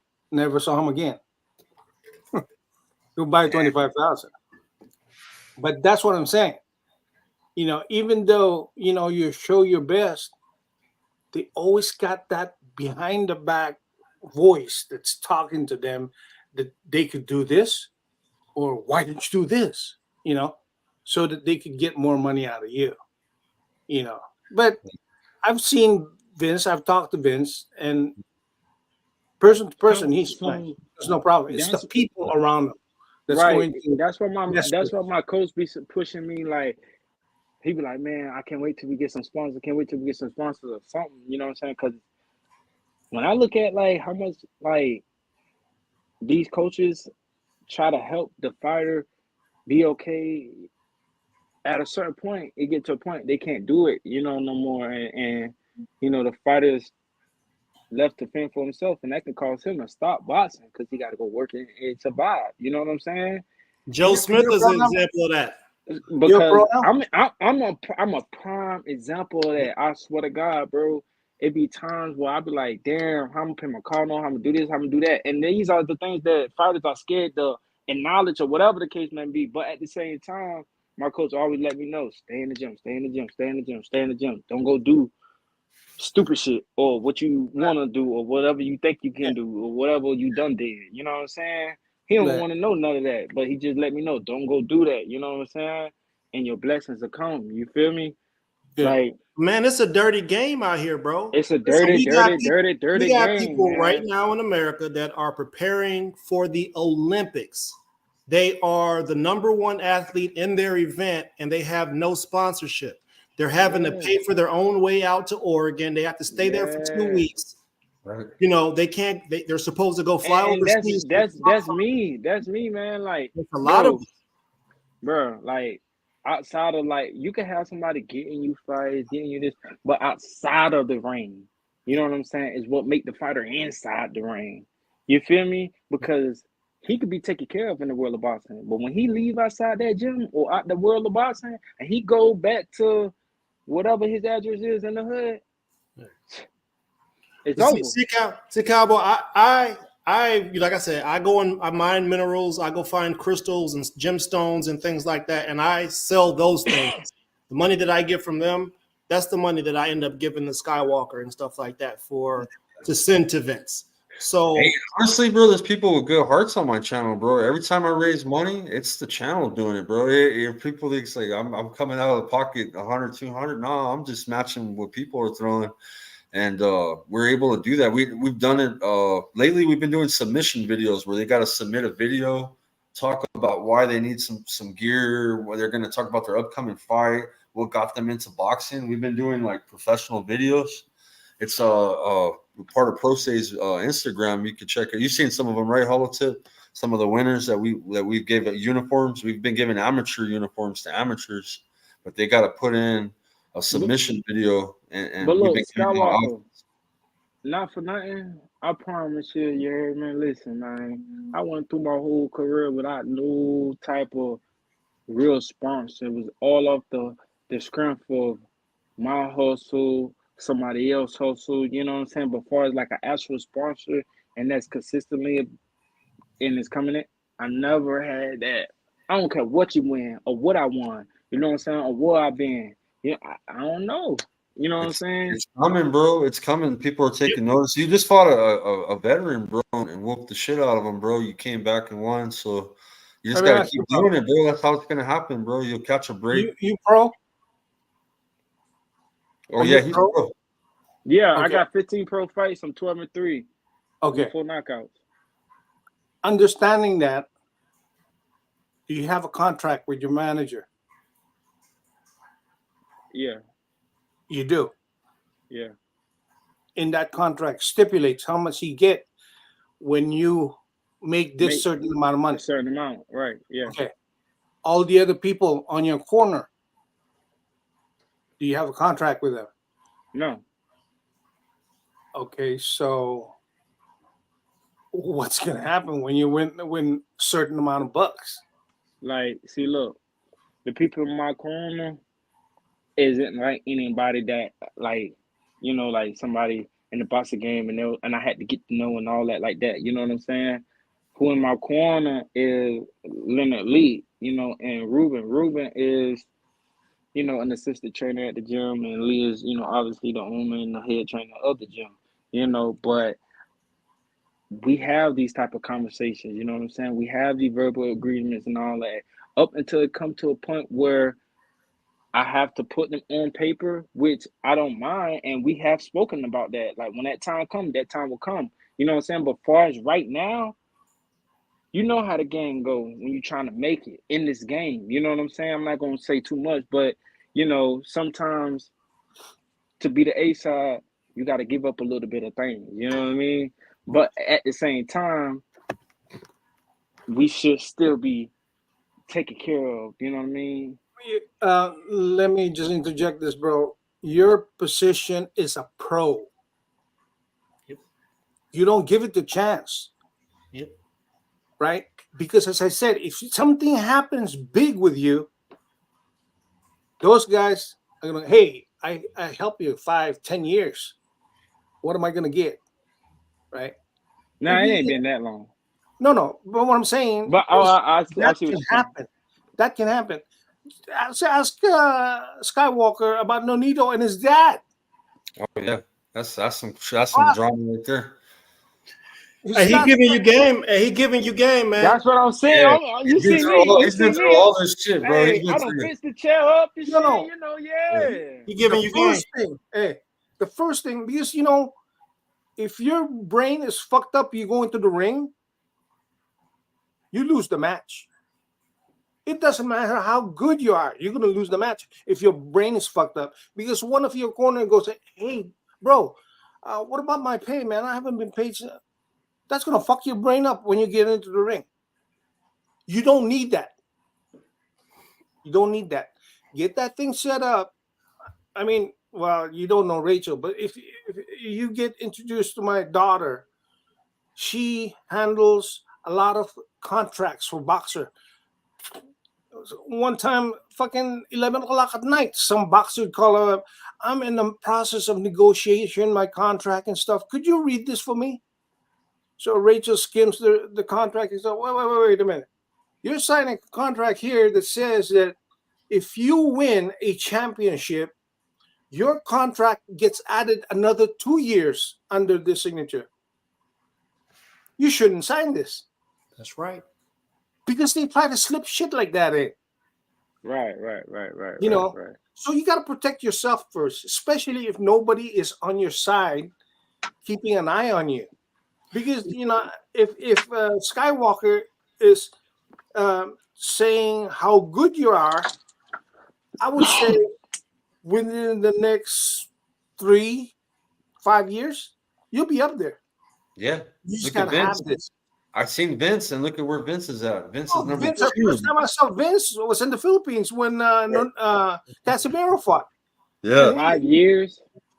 Was that? Yeah, so look, bro, like this is something we talked about. You haven't been around for a long time, but we talked about this thing before. And I've always mentioned that there needs to be a boxing academy, right? The same way people go to trade school, this boxing academy should teach you how to deal with contracts. It should teach you how to do all the thing and understand the actual business of boxing. This way you don't get taken advantage of. So something as simple as you writing up, you write up an agreement, right? You got a verbal agreement, put it on paper. All you got to do is go to a notary, get them like $5 to $10, and they bless it off. And now that contract is legally binding. You know what I mean? You got to look out for yourself and as far as the future goes, you know what I mean? So what he's saying, I mean, he's really is giving you game, and this is what a lot of people are missing, and a lot of people get taken advantage of by the hustlers out there. So I know you probably got, you know, I know you're trying to tread lightly and get your stuff set up, but you just beat somebody who was you beat somebody who was somebody, right? Who was somebody, yeah. Mm-hmm. Right. So what if you might get a call one day, be like, hey man, look, I saw you gave such and such good work. Now you mess around, you on ESPN or something, and then there's a bag there. Yep. Then it goes up. Look at Pacquiao, right?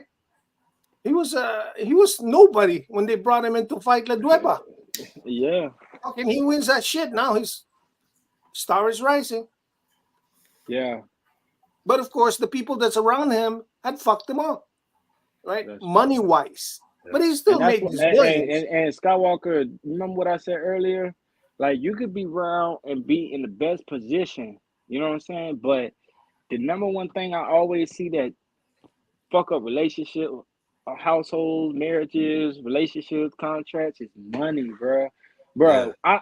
And it's so crazy because I seen this way before just any type of contract came my way or anybody came out, you know what I'm saying? Because I had family members that been in sports, in the rap game, finna make it, contracts coming their way. Some ain't signed, some didn't. You know what I'm saying? It just, I seen this all way before, so it's not nothing surprising, but it's more so like surprising, like, damn, like this how the game really is. My uncle fought wars with Don King, bro. My uncle, bro, got stripped because they were trying to push a young Hector Camacho past the line, bro. Like, they were trying to cut the line like a motherfucker, bro, and all the fans were pissed. They were like, Boza Edwards, this is 1983. And my uncle fought Boza Edwards, which was like the mandatory, right? And he don't want to fight. He don't want to take that money. He don't want to take that contract. Well, he pissed off Jose Soliman, bro, and they stripped my uncle of his WBC belt, bro. That was back in '83. So there's a lot of politics, bro. You'll run into it in your career, bro. If you keep winning, bro, you're gonna elevate, man. If you win, right now he's on a fast track because Country Box. You need to bring that up to Nonito. Let him know about that promotion, Jerry, because they fight every month, and he can even if he knows fighters that need fights, man. He can connect with the matchmaker is Christy Martin. Taught Jerry, you know Christy Martin. She's the matchmaker for the promotion. Especially for me too, as well. Right, every month, once every first Tuesday of the month. So July 2nd, you can see his fight on YouTube. I'll stream it on here. I have permission to stream his fight, so I'll stream his fight on July 2nd here. We'll be back in the ring August all the way up to December. Now, who deals your fight, price wise, and when? Say what? Who deals your fight? How much money you getting? Who deal with my fights? Yeah. Who's we live right now? I don't think you should. Yeah. He's on the World Wide Web. We can't. His manager was just in here, Jerry. Yeah, his manager. I'm not going. Listen, I'm not going to, throw numbers and all that out there, but I could definitely let you know, like Christy and Ruben, they look up my matches.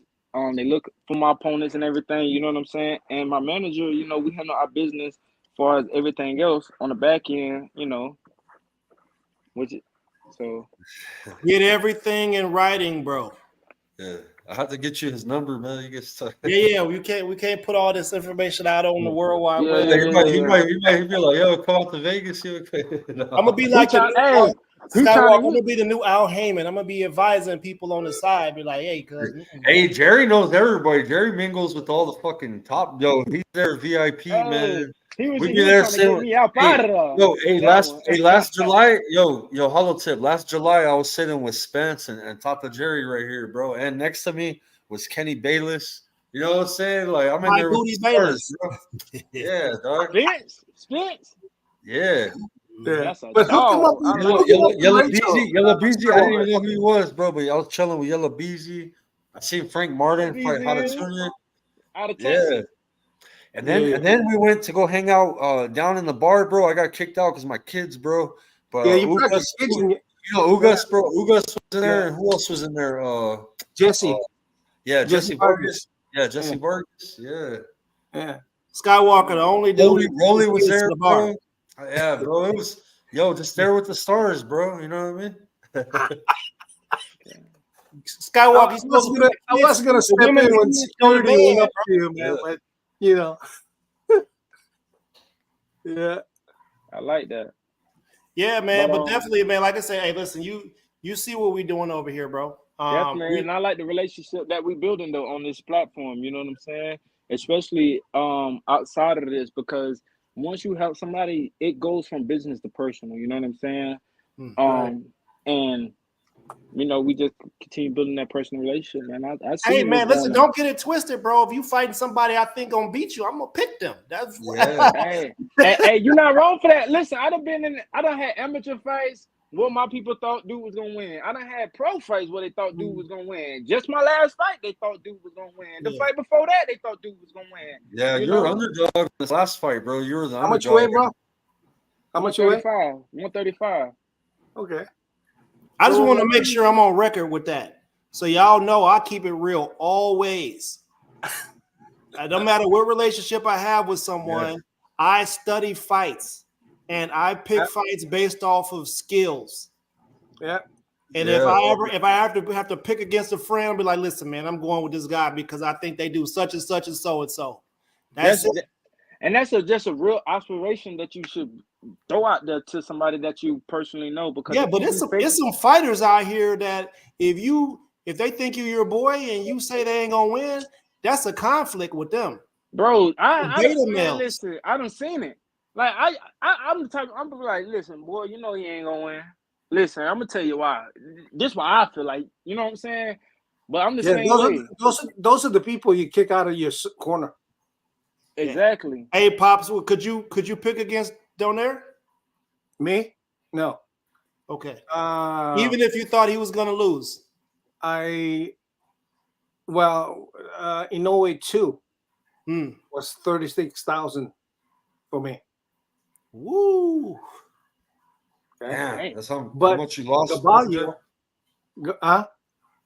was that So Skywalker? you won a lot on Caballo, but you lost a lot on Inouye, huh? Well, what can I say? I mean, starting from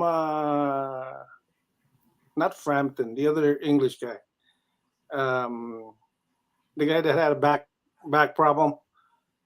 I forgot his name, but anyway, when we fought in UK, from that start, I started betting on Nonito. I was making money. As a matter of fact, I won there, and they wouldn't give me my money because they go, your team, man. You can't bet here. Your team. I said, fuck you. I'm betting on my guy. I'm not betting against them. I'm betting on my guy. So the guy, the gambling place still didn't want to pay me. I said, okay, because I had to leave after the fight. I had to get back home and go to work. So I gave the ticket to Rachel. I said, here, Rach, let's go work on this guy. So Rachel went on social media, blasted the shit out of, what's that, Betfred? Betfred, social media. Everybody was. And we had a lot of people in the UK that backed up Nonito, and they blasted Betfred. So the guy finally calls me up here in the States. Okay, sir, how could we make this right? I said, well, I lost money from this deal because when you send me the money, I'm going to lose on the exchange, and stuff like that, right? And you got to give PayPal some amount of money for using their service. So you take care of all that and deliver me my cash. So that's what they ended up doing. You're going to get a big tax bill from them. From who? Yeah. The IRS. No, because I claimed it on loss. I claim my wins and loss. Okay. You got to, especially if you're gambling a lot. If you have transactions with PayPal, all those different little apps or whatever, you have to put that on your taxes because they come and they get it. Yep. So Skywalker, if people are sending too much money to you through Cash App or whatever, you're gonna have to report that in your taxes, bro. Yeah, I see that. Yeah, I see that. And again, the way you get around that is 501c. Yep. What do you call that? And that's Nonito and Rachel also does that. Or have them do it personal to person versus personal to personal versus just a regular transaction. Yeah. Yeah, I follow a Schedule C for my business, and then I work as an employee. So then I follow. See, Skywalker, that's a whole other thing, man. We should probably do a podcast, basically giving these guys some game so they don't get hosed over. Like, there's so many different things that we could do to help. Yeah. Aside from what we do already, but fighters didn't save their receipts, bro. Save all your receipts, bro. Like when you go, I mean, that's all write-offs, man. Anything to do with boxing, bro. Like your travel expenses, your equipment, all that shit. Save your receipts, man, too. Hey, Hollow, is this you fighting? Yes, this is him. Yeah, I was trying to show you this fight. Yeah, this is with Jason Velez. Jason Velez. Yeah, he had lost to Ryan Garcia and Jojo Diaz, but he went undefeated. Man, he had an undefeated streak for a while. Then he kind of faced the better competition. When they presented this fight to me, I had like a list of fighters, you know what I'm saying? And I could have chose anyone that was easy, and I had some easy ones on that list. Now I'm talking about would have been like, you know what I'm saying? But the only way you will know in this game, you know what I'm saying? If you can be in this game, if you test yourself, you know what I'm saying? And with this fight, despite whatever everybody else say, to me personally, I tested myself. You know what I'm saying? God didn't want me to go into this fight just knocking them out and ending them like I do. You know what I'm saying? He wanted to show the world something different. You know what I'm saying? How I came back from a knockdown, how I still came back in that same round and every round after that. You know what I'm saying? And it's only getting better, you know what I mean? Because he was a veteran fighter, you know what I'm saying? He seen my speed, he seen my skill before, he seen everything. So, you know, I had to be selective and very smart on what I need to do, because now if I don't, then I may let my opportunity slip through my hands, which me getting caught, getting knocked down, or getting discouraged, or whatever the case may be. You know what I mean? So this fight was more than just about skill, you know what I mean? It was a good fight. Tata Jerry, he showed a lot of heart, bro. So I brought him on for an interview. So just been promoting. You know how I do it. Yeah, I spot fighters, man. We have a good eye for fighters, man. Me and Ernest like them, so definitely reached out. I've been working with the owner of this company. He's Don King's old partner. Tata Jerry's name's Jimmy Adams, and they do country. They do country music in between the fights, live bands and it's cool, man. It's something different, you know. They say where music meets boxing. I gotta go on the intermission when we do it. I can't do it, bro. They're in Nashville, so they're home of country, you know. So they do a lot of country. You don't like country music, but it's all right. I don't mind it. I be in the back, turn with that little speaker. You heard me? I promise you, I don't give a fuck. I don't want to listen to that. It's cool. I like that. You know what I'm saying? Now, if they play Tennessee Whiskey, I might listen to it. I fucks with Tennessee Whiskey. You feel me? I might listen to it. It's some country music. What about that boot scoop? What about that boot scoop boogie? Hey man, hey, listen, man. Country music is all right, but they just gotta go with the up tempo stuff, bro. Because I be depressed in between fights, man. I be like, damn, shit, motherfuckers. They lost, the dog done died, the car done broke down. They in the front yard watching their wife cheat on them and the wind through the window, bro. I can't do all that, bro. Hey, but that's our culture, though. Nashville. You think Nashville? You gotta think country music. You know what I mean? Hey, but you know who they had on the card, Tata Jerry? They had Curtis Harper on the card before last. The guy that ran from Efe Jogba. Remember that video where they're gonna touch gloves and he gets out the ring on Efe Jogba and takes he walked out. Yeah. Well, he fought a guy on here that was a football player because he tackled him outside the fucking ring, man. It was crazy. he bull rushed him. And Curtis Harper had to get taken out on a damn stretcher, bro. It was bad, man. Yeah, I heard he hit his neck and it fucked up his spine or some shit. So is he all right? I haven't heard anything from that situation. Because the dude hit him. And they almost went over the ring, over the side. Then he made sure they went over the side. When they hit the ground, he kicked him and then he punched him again. He punched, and the owner, Jimmy Adams, had to break that shit up. He was trying to stomp him outside the ring. Yeah. I said, Skywalker, we just witnessed a felony. Fucking murder, yeah. Because it took a long time. It took like 30 minutes to get him out of there because he's a big guy. So they had to get all the big guys to come out with a stretcher, man, for his ass. They had to move chairs and shit. We're gonna get subpoenaed.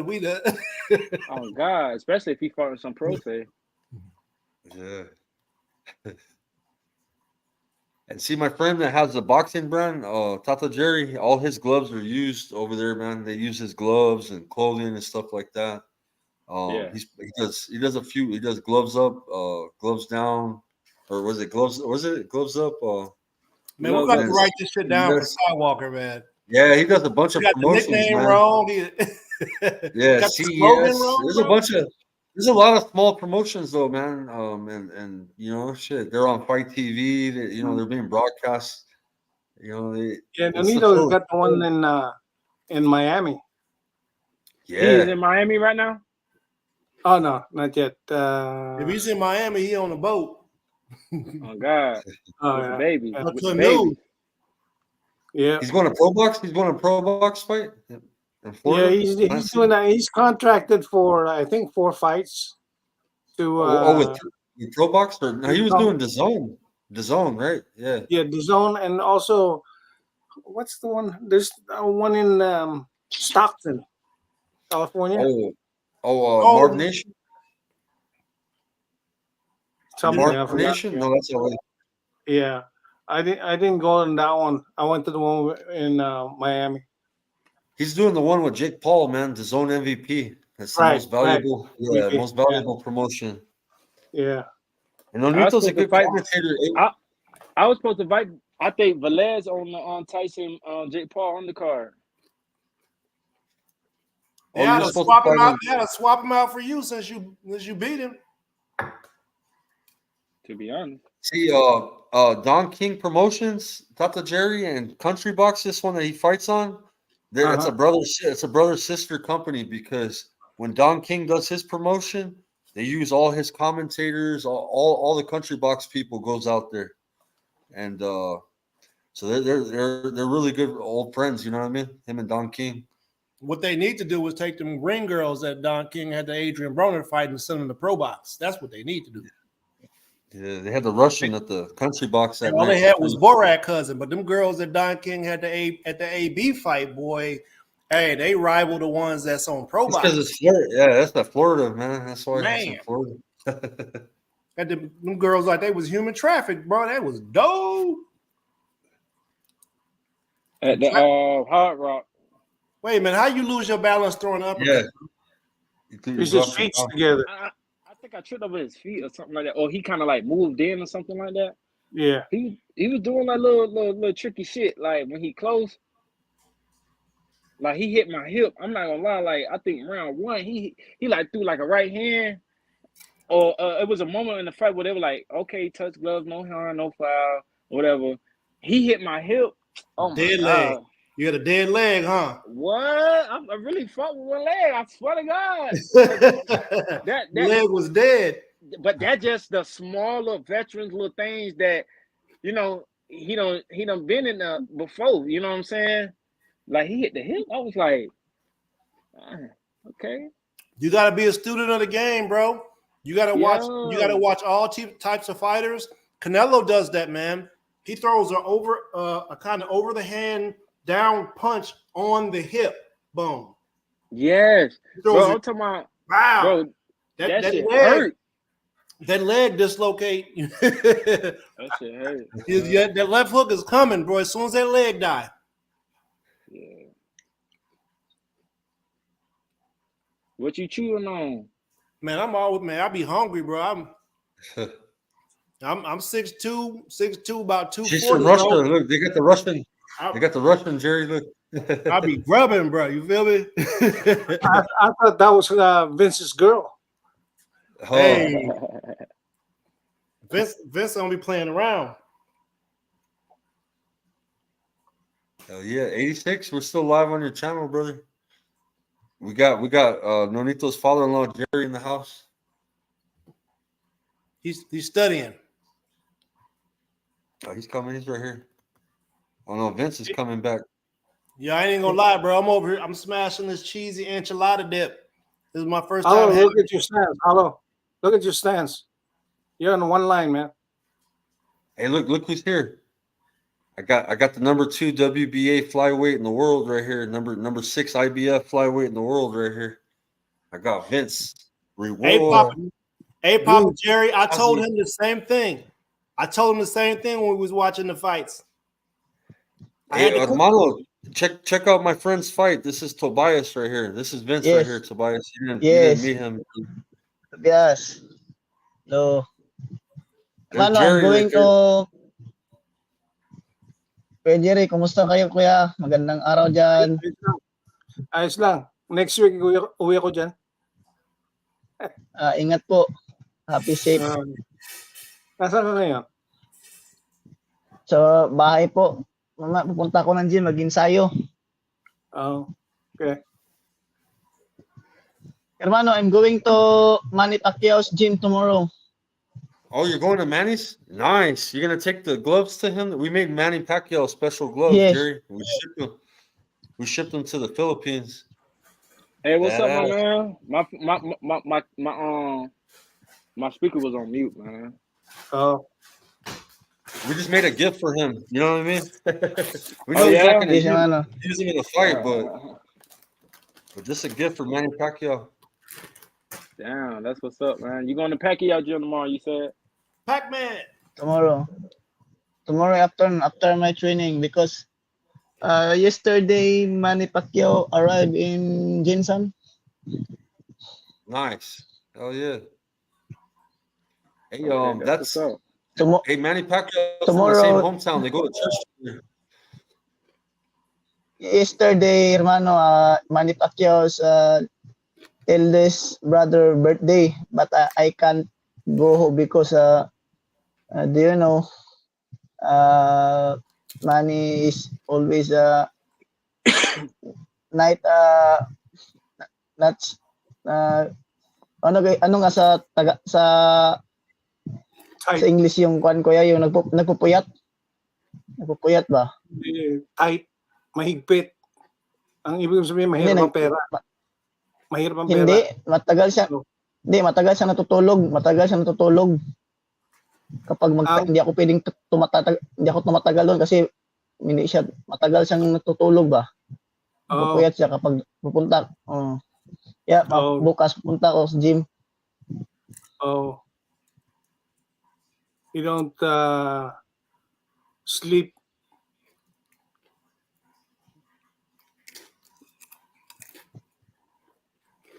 I bet everybody tries to go to his damn house when he shows up to Jensen, huh? Oh God. Like Manny's home. Let's go.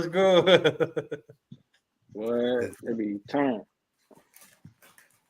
I see Vince running with him, bro. When Manny's in hometown, bro, Vince is running with him in the morning time, bro. You gonna start running with Manny, Vince, again? But tomorrow I can't together run Manny because Manny he always waking up at 12 in the night. 12 midnight. He can't run. He midnight in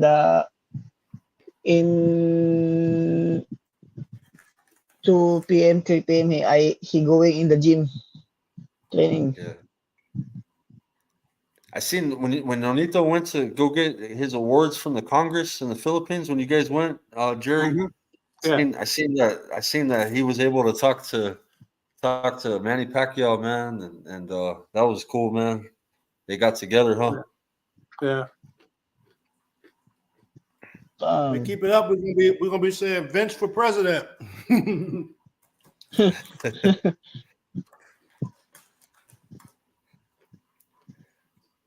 It's funny. One time when Vince was on the panel with Rachel, Jerry, Vince came on the panel, and Vince is a massage therapist, man. So he was telling Rachel, he's like, if I go to Las Vegas, I'll give you a massage. You know all this. She goes, I don't think Nonito would like that. Come on, Skywalker, man. We on the World Wide Web, bro. Don't get him in trouble. She was laughing, man. Skywalker gonna get this boy in trouble, man. Nonito's gonna have to fight Vince. Skywalker be starting. You the troublemaker, bro. Vince is the ladies, man. He's always. So what do you think? Vince, you don't have to tell the world what you do with your girls, man. You just keep it hush hush. Hey Vince, you like the fight, bro? You like what he's doing? You like the pressure? Yes. Kind of like his you. special strong punch.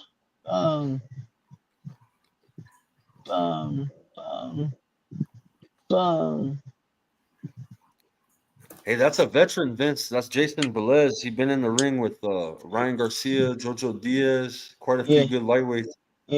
Yes. Jason he Velez? fight before. He fight before Klim Gradovich, IBF featherweight before. Yeah. From Puerto Rico. Yeah. Yeah, Puerto Rican. Yep.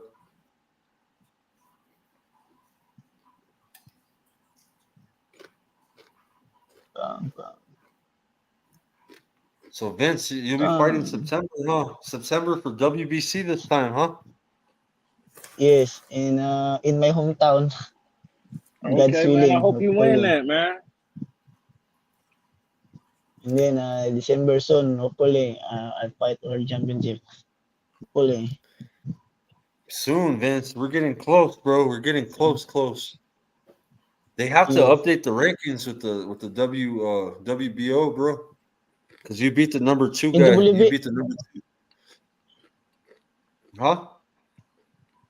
in WBO, I'm na number 11. But my ranking in 6, number 6. WBO, no, in light flyweight in WBO, in IBF number 6 and Oh, I did. number 6.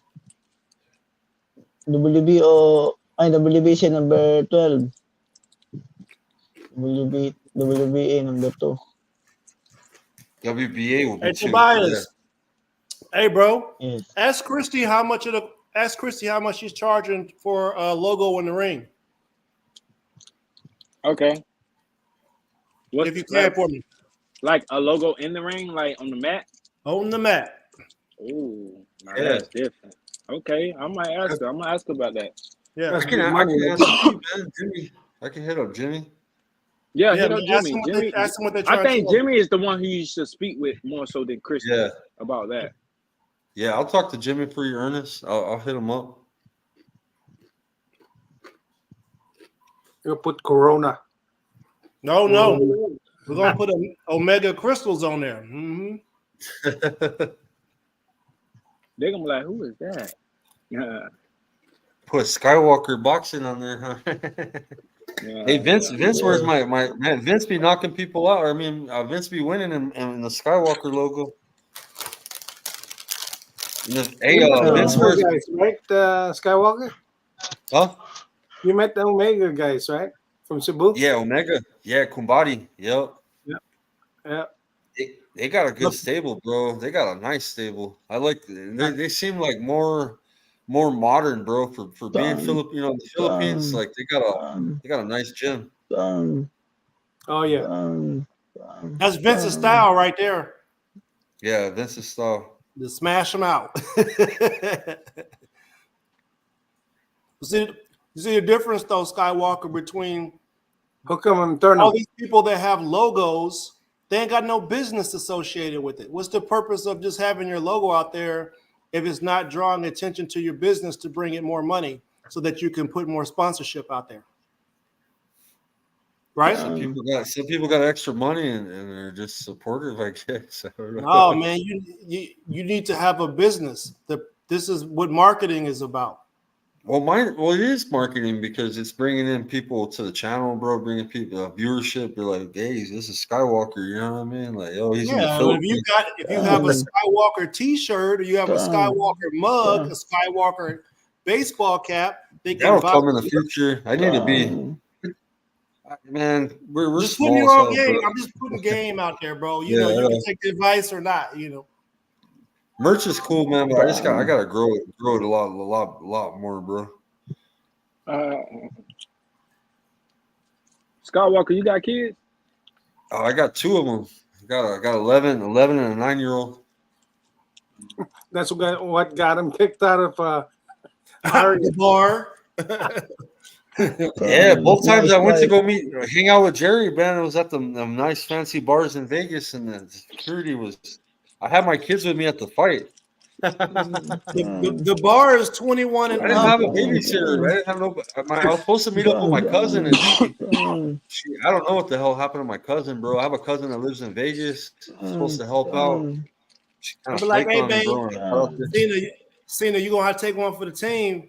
Go ahead, go back to the room with the kids. I'll be back in a little bit. Oh, man, she messed my trip up, bro. Check this out. We get to the fight, bro.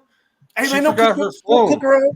Don't cook She her own forgot her wine, phone, and she wanted to take videos, and she was so mad, bro.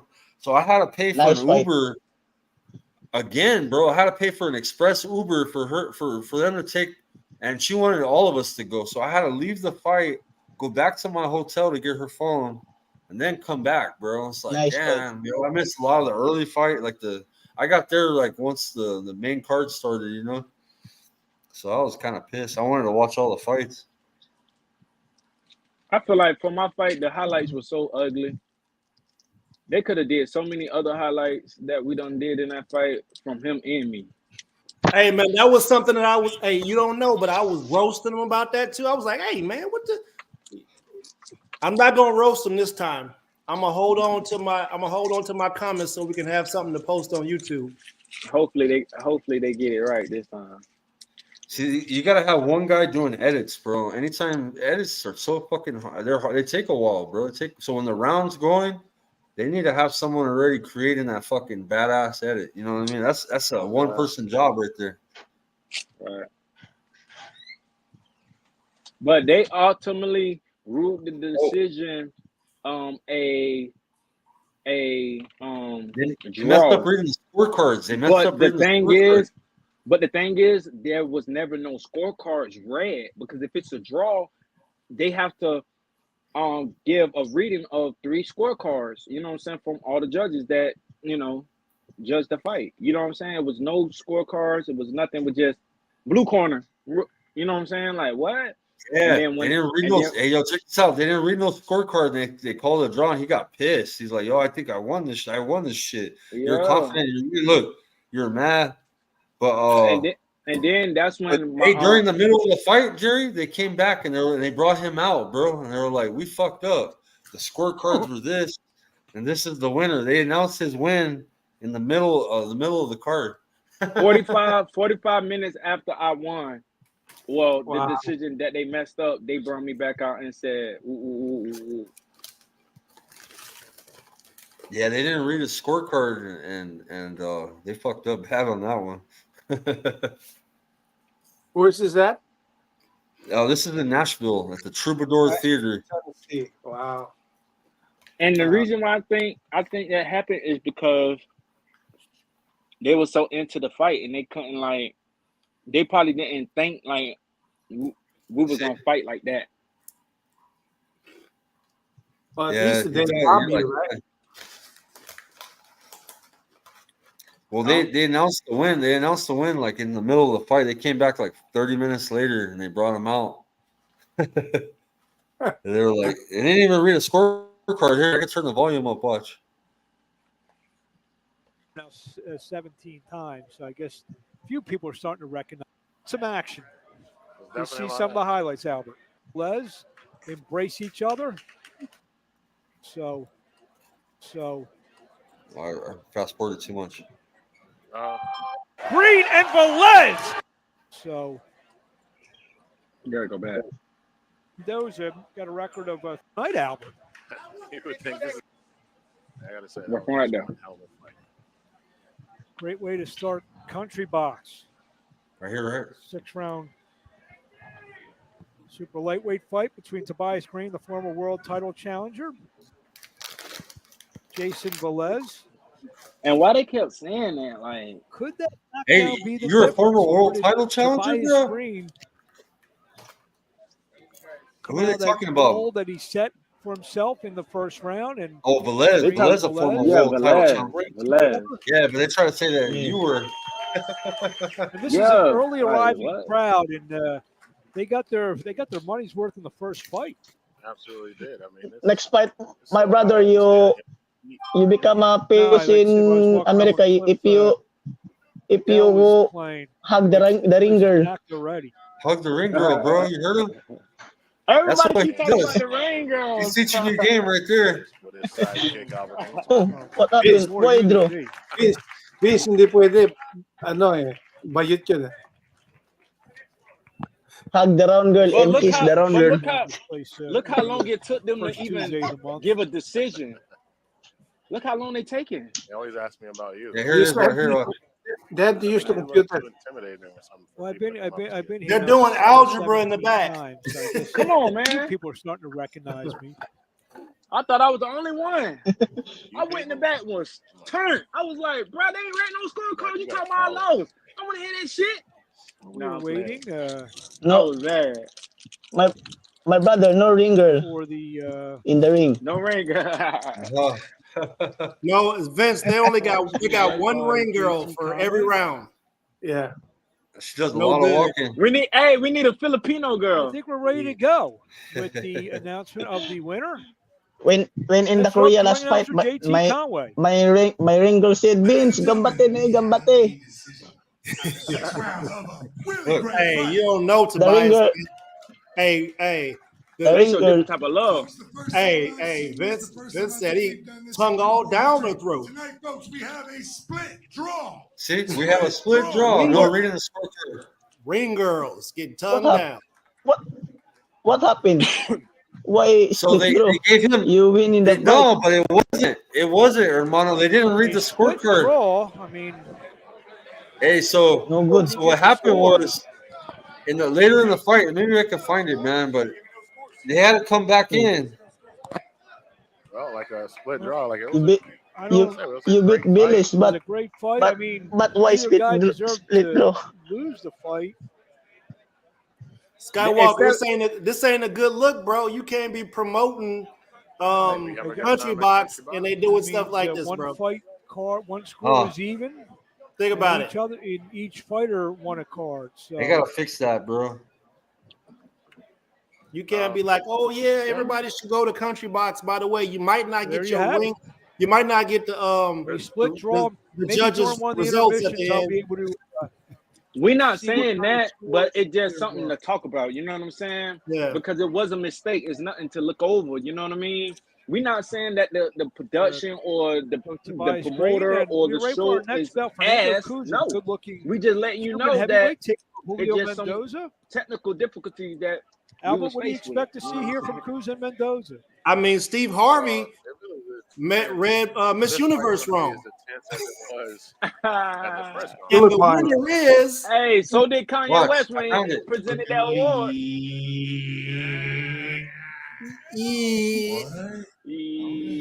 Oh no, you got to go back a little bit.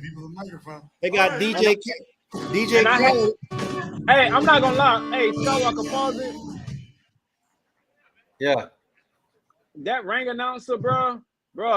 Yeah. It don't matter. Like y'all just fucked up. You know what I'm saying? So no matter what I said, you know what I mean? Don't try to die down what I just said. You know what I'm saying? After y'all mistake. You feel me? Like what? He tried to come back there and speak. Like, bro, don't speak to me like trash. Yeah, I'm gonna play it real quick so you guys can hear it. Watch this shit. That's going back. And we are going to throw it up to JT Conway. Watch this shit. Here it is. Here's his announcement for his victory. Housekeeping. Trash. Real quick, there was a miscalculation in tallying up the points. It was supposed to be 56-57, Judge Hudson, Judge Nevin, 57-56, and Judge Hogan, 58-55, making it a split decision. Anybody seen Tobias Green? Where's he at? Anybody seen? Where's he at? Look at the camera. Split decision, Tobias Green. That's trash, bro. The referee's supposed to raise your hand, bro. Hey, y'all follow me on Instagram at Hollow for Hollow. And look, I did this for Hooker Lee. What? All right. And then he like, what? Yeah, then he's like, what? You're shouting out your coach, your gym. He's shouting out his gym. You know what I mean? Right. What? Yeah, Hooker Lee Gym. Yeah, Hooker Lee's the owner. You see why I be cooking them? Now I roasted them something serious that night, boy.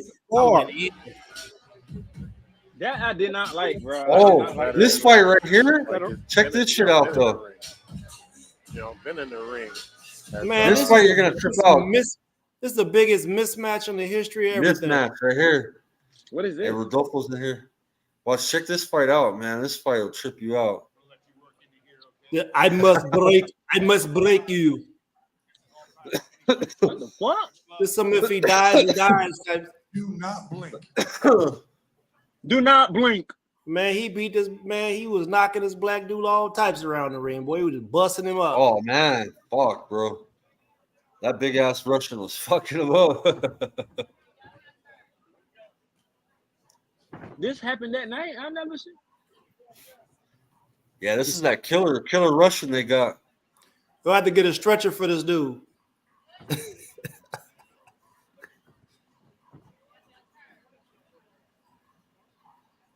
Okay. We are here at the Troubadour, Vlad Sarenko. He said, oh, okay. Knockouts taking on Keith Barr, 21-15 and 1-8 knockouts. Mark Abrams, Albert Hainsworth at the Troubadour Nashville Country Box 17. Yeah, we expect Barr to. He's not ugly fighter, but he's gonna have to get a little ugly. Ugly fighter. He's gonna have to fight inside, and he's a fighter that can do it. You know, Oh, he's definitely a fighter And they got Jesse Ventura is the he the ring dude. George Arias. Jesse Ventura, I was cooking him too. Barr was stopped in 4 by. They need to switch him because he don't know what he's talking about. February the 10th. I don't trust nobody that got that hair, the ponytail with the bald head at the top. I don't trust him. Bill Southpaw, 3 lefts to the side of the head by Sorenko. Sorenko, we saw on April 2nd. And they got some good Cuban prospects too. I like the Cubans that they got, man. Who's he can move pretty good. Over Alexander Ustinov. He's still, you know, title Andre still Rudenko. a prospect. Did you hear what I said about them? I said they was running a tournament camp or something over there. They got a smuggling ring. They got all the Cubans working on the farm. Yeah, they got Tata Jerry. They got a lot of Cubans, man, over there. We're gonna see him have a nice long. But they put them up, man. I heard that they take care of their fighters. They got some living with them, man. Puncher. Trained by They're waiting for somebody to make it big so they can upgrade. Sorenko is still just 29 years old, lands an uppercut on the inside. Did you watch the Pagara fight? Recent success is Barr. Oh, and a hard left, and down goes. A quick little left counter. Damn. Yep. Put him with the Barr on all 4s. Hey, he got brain damage, bro. Super hard. I did not see Barr didn't it. even know where Nah, he he was actually fine because after the fight, he was talking with the promoters, getting his money and stuff. He is not fine, bro. Hard to miss a 6'4". He part of Russian. You'll see. He ain't fine. Listen, bro. I promise you. I had a situation where I lost 2 days of my life. Everybody thought I was cool, but I didn't know. I was blacked out, bro. Good uppercut. Now we saw 2 the very days. young heavyweight in Kuza before. Sorenko's a guy who's head injuries ain't nothing to mess around with. Fighting for one of those regional belts that will, start getting him in the rankings. There's a left and a good right, and another right as Barr. Reeling a little bit, left lands, and we will come to the end of round number 1. Oh, it gets worse, bro. He beats the shit out of him. You got Ivan Drago in there with Sorenko. He has a lot of power behind him. Let's check out this quick shit. You'll see it's a little counter left that Sorenko landed right Ow. on the side of the head. Like all that shit was like unsubmissible. Like that one shot just like did all that. Just literally put him to the ground. Her That's the only forehead, ring girl. her forehead is extra shiny. She looked like a China doll. Maybe made him She got tired. a large forehead. Now you know he's in there with a real fighter, has real talent, has a lot of power. Hey, bro, Skywalker. What's up, Jerry? Did you watch the Pagara fight? Who is this China? No. Who's Pagara? Who's Pagara? Prince Albert Pagara, Philippines. I missed it, I believe. Same day as Magsayo fight. A little bit earlier. Oh, yeah, I definitely missed it. I couldn't catch up with this. I was watching. I started off, but I think I only seen Elijah Garcia. I seen them. I didn't even see Mark Magsayo, man. I kind of missed him too. That's How what did Mark Magsayo did pretty good too, huh? Pretty good. But I mean, the guy that he was fighting didn't have anything really. He was waiting for Mark to throw punches at him, so he got. Well, he lasted. The guy lasted. He get knocked out. Yeah. One thing that Barr can't do is just sit back and. Yeah, Mark's last fight, he had a good knockout. He has to get inside. Yeah. There's a left to the body from. I don't see a lot of Filipinos standing behind Mark, huh? The bar. He's not Filipino. He's Mongolian. He's been around. He started to box at the age of 23. And he I told you that story about him in Nonito, right? Yeah. No. Sorry, the first time we ever. One of these days when you got time, I'll tell you. Don't dare me to do anything, so I'm not doing it. Hey, Tobias, man, I was cooking so hard during this fight because he about to beat the brakes off this black dude. I was like, man, who the fuck is this dude's ring? I was like, she got everything but a white towel to throw in, bro. Like she the cut man. I was like, what type of advice is she giving this dude? Like they trying to see a dude die in there. Look at this shit. Want some fight too? Oh, good body shot. Look Down at that, goes man. Barr again. Dude got him by like 80 pounds, bro. Put Keith Barr again. He's What Got weight about this half is? a round. This is heavyweight, Heavyweight. bro. Survive. Let's This is see if mismatch. Sorenko now Dude like is 205, knocked down the old boy body like and, 290. tries to get But Keith Bar heavyweight, out I of here. don't think There's it's no another statute of body that. limitation, shot. right? Man, that's the dumbest shit ever. Another, Look at that. that's a right to the Ugh. body. Bar trying to get in. He wanted to lift him up right there. He's gonna have to get in close and have a shot. But now you can see, Sorenko. Oh, Dude, that's much. He's a veteran fighter with 20 fights, but you see how he immediately went to the body and how easily that put down Keith Bar. Like if these young guys literally Russians don't go to the body very often. they'll learn. There's another good left to the body. I mean, Bar's at game. He's trying in there. And he's a guy with a fit body. Yeah, and now he's getting pushed back to the ropes. I looked over at Sorenko's corner. They keep saying body head, body head.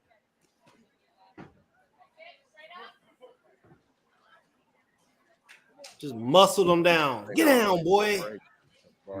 Little boy in this nigga. Bar's been down in each of the first 2 rounds. Ugh, liver shots. Ugh, Cut on the inside bro. from Sorenko. He throws a lot of bodies. I said, bro, he knocking the Smurf hat off that dude, bro. But he big and black, bro. At least bump, fight. He knocking the Smurf top. All you see is his hair going boom, His power. boom. Bro, like you don't want to land no good punches. Like just walk straight forward. Like watch his Hey top. Jerry, go. hey Jerry, your your neighbor bro tunes into me, man. You don't know Leo Vasquez? Leo Vasquez? That kidney shot. No. Your next door neighbor, bro. Took all of it out. Your next door neighbor. And he sat down and My next door What is neighbor. she? gathered himself. Yeah. What is she doing, In bro? Vegas. He lives right next door to you. Sorenko can do. You always look out his door to Hits see in if the you're head, around. hits in the body. No shot. Tobias, like He works at Caesar's Palace. Lenny, Leo. He goes by 2 different names on here. hey, you might want to watch out. He your next door neighbor. No, he knows you, Jerry. No, he ain't fucking around. He's a Hispanic guy, Leo Vasquez. Oh, And, Mexican. Hispanic he's- from what country? Round He's a number Mexican. 3. He's Chicano. He works at Caesar Palace. That's He's your next door Sorenko. neighbor, I Leo love Mexicans. Vasquez. Keith Bar. Okay, my next door neighbor is Bar's knocked down on a Cubano. I have to call this in round fool, 1, bro. another left in round 2. He's always looking for Body you too, shot, man. a headshot in round 1, body shot Good in luck, round 2. man. I was a month and a half in Melbourne with Nonito. Right on the inside. Yeah. Keith Bar's Oh, that going is for good. it here in round 3. I'm gonna show you a picture of him real quick. Keith Bar The punching up with the right hand and landing one back to Here. 2 flush This shots guy in right the here. jaw of Vlad Sorenko. bro, like you see Tobias, bro. Shook his head, said that didn't hurt me. Looked at his I see. That didn't hurt me. Hey, But Lenny, I you ain't see gonna him? lie. Bar has some He- clicks on his hands when he You gets see him, Lenny? inside. You see he's been Yeah, trying to get I inside the see whole him, time, but and he lands another combination to the jaw. I don't know where it is. Now No. trying to work the body, trying to cut the big man down. Yeah, if I find That's another what he picture. has to do. He had to stay inside. Punch Those him in the little balls. short hooks Where he's really getting his whole body into that. Not his arms, but his actual body. Good uppercut on Mm. the inside from Sorenko. See why you gotta have your hair knotted down? Man, look bad when they get hit like that, bro. I'll tell you what, Keith Bar, Ooh, another shot, little quick shot on the inside, and down he goes to a knee. I was about to say, even though he's been dropped twice, now 3 times, he is going in there with a game plan. And Sorenko, again, with just over a minute to go in round 3, drives Bar back towards the corner. As you can see, Barr is in great shape. But, I like they trying to see somebody die up in here, bro. He's trying to. That's it. Trip that leg. I'm like, where is the towel at? Somebody throw the mother. Somebody call the ambulance. That's right. They need to stop it, bro. Well, Like, but see what I'm saying? And you telling me that old boy was all right in the back? Trying to finish the job here. 30 seconds to go in round number 3. Keith Barr's going to fight until they tell him the fight's over. Well, he ain't got no damn ring corner. That dumb broad got her arms rolled up. those body shots. She probably got a truck that's a right man. Listen, bro, I was cooking the whole time, bro. You see why I'm cooking? Why I was cooking them now, His right? head's still in it. He still has that fight. This shit crazy. There's those body shots. Good straight. But the big Russian did what he was supposed to do. With the right. But what is that woman in the corner telling him? 45 pounds. Exactly what we see. She greasing him up. She giving him water. She Hurts out the Jerry Lewis coach. Taller, and he's putting his body into those body shots that's going. Yeah, this is him. You know, delivered to Keith Ball. Your neighbor. So, He keeps telling me he's your neighbor. That's hard for the guy to Yeah, but as I said, what do you call that? My neighbor on my left side is Cuban. Okay, but that's not him. We are seeing from. I don't know. No, not him. Because he's. He's bullshitting me. He has some good what his house number is. So we love I'll ask see him. that. I text him right now. Just the house number. Yeah. Hey, Mark, did you order? He works at Caesar's Palace. He watches all the fights. But he says he's your next door neighbor. Yeah, my next door neighbor is what do you call that? Works for Mandalay Bay. Oh, okay. The Albert Hainsworth culinary choice of the night. Don't get me wrong, their pizza. Oh, sorry. Damn, bro. I mean, this dude. Look at that. Bullying that nigga. Get back. Bro. Uppercut on the inside from Sorenko. There goes Barr again, just flailing away, landing a couple shots. Good body combination upstairs to the head. Left hook the head. I mean, the one thing Barr does, and as we There see you go. Sorenko get older, and you know, he'll get more He grabbed his mature, other arm. he's gonna have to start moving his head some, because like we saw Barr's just swinging, and he like this. Look, that was a good, nice left from Barr, because he know where Sorenko's head's going to be. Barr's got 8 knockouts in 37 fights. Stopped 10 of his 15 losses.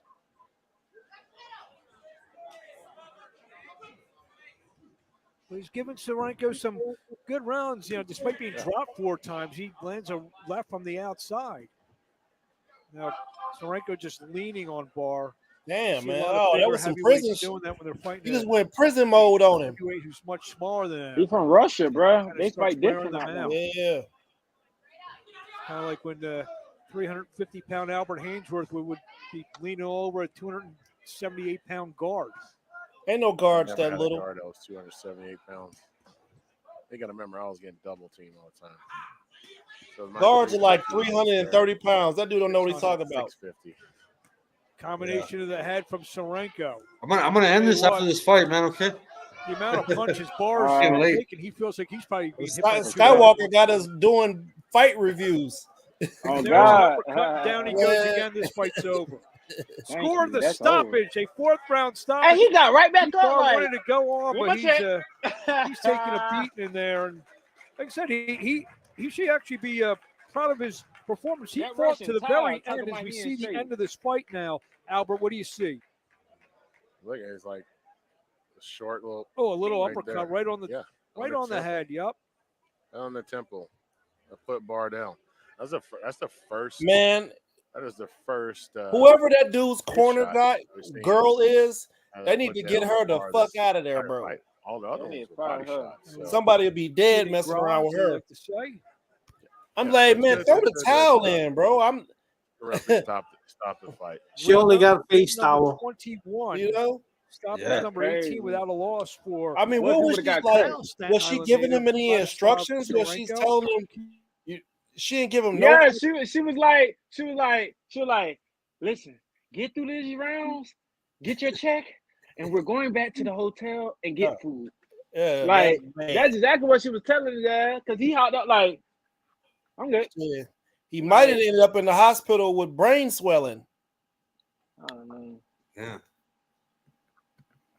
All right. Yeah, hey, but yeah, thank you guys for coming on. Hey, I promise, bro. I couldn't get your gloves July 2nd, but if you can, make Rahim happy, bro. Try to choose the house gloves when you fight next, bro, and get a knockout, bro. Fucking, I put it on myself, bro. That I'm gonna get you customized HollowTip gloves, bro, white with the HollowTips. We're gonna start working on them, and then, like I said, I'm gonna try to do something. I already got people donating to the channel, bro. But man, if I can do memorabilia, and if that could cover expenses to help people out, man, I'm gonna do that too. All right, most definitely. Man, you ain't got to get no knockout, bro. Get the W. Yeah, and get out of there with your faculties intact. Right. Yeah, Trust that's me, the I most already important. know the knockout come, but you know, we coming. Stick and move and look at your stance, bro. It's real hard to do arithmetic if your brain don't work right. Right. Yep. Stick and move.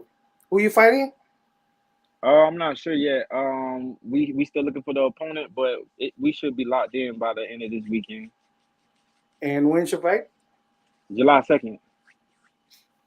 Shit. And I fight August. I fight every month. Fights every month. He fights every month. As a pro, you're supposed to have at least 3 months. Nope. Yeah, no, we trying to go for the gustos. Yeah, man, fuck it. Yeah, Pops, you don't know, man. Back in the day, that's how they did it in America, man. I understand that, but being a pro, you want longevity, man. Longevity. You know, people that got It'll come. It's like the top level. I notice usually goes 3 months, or then when you get to that really top level, it's twice a year. You know what I'm saying? Right. But yeah. Man, Mayweather and them did that. Fighters was fighting 3 times a year, 3 to 4 times. And then Mayweather got out there and the PBC really messed up they let guys get shelved a little too long, and all their guys end up losing because they're fighting guys who are active.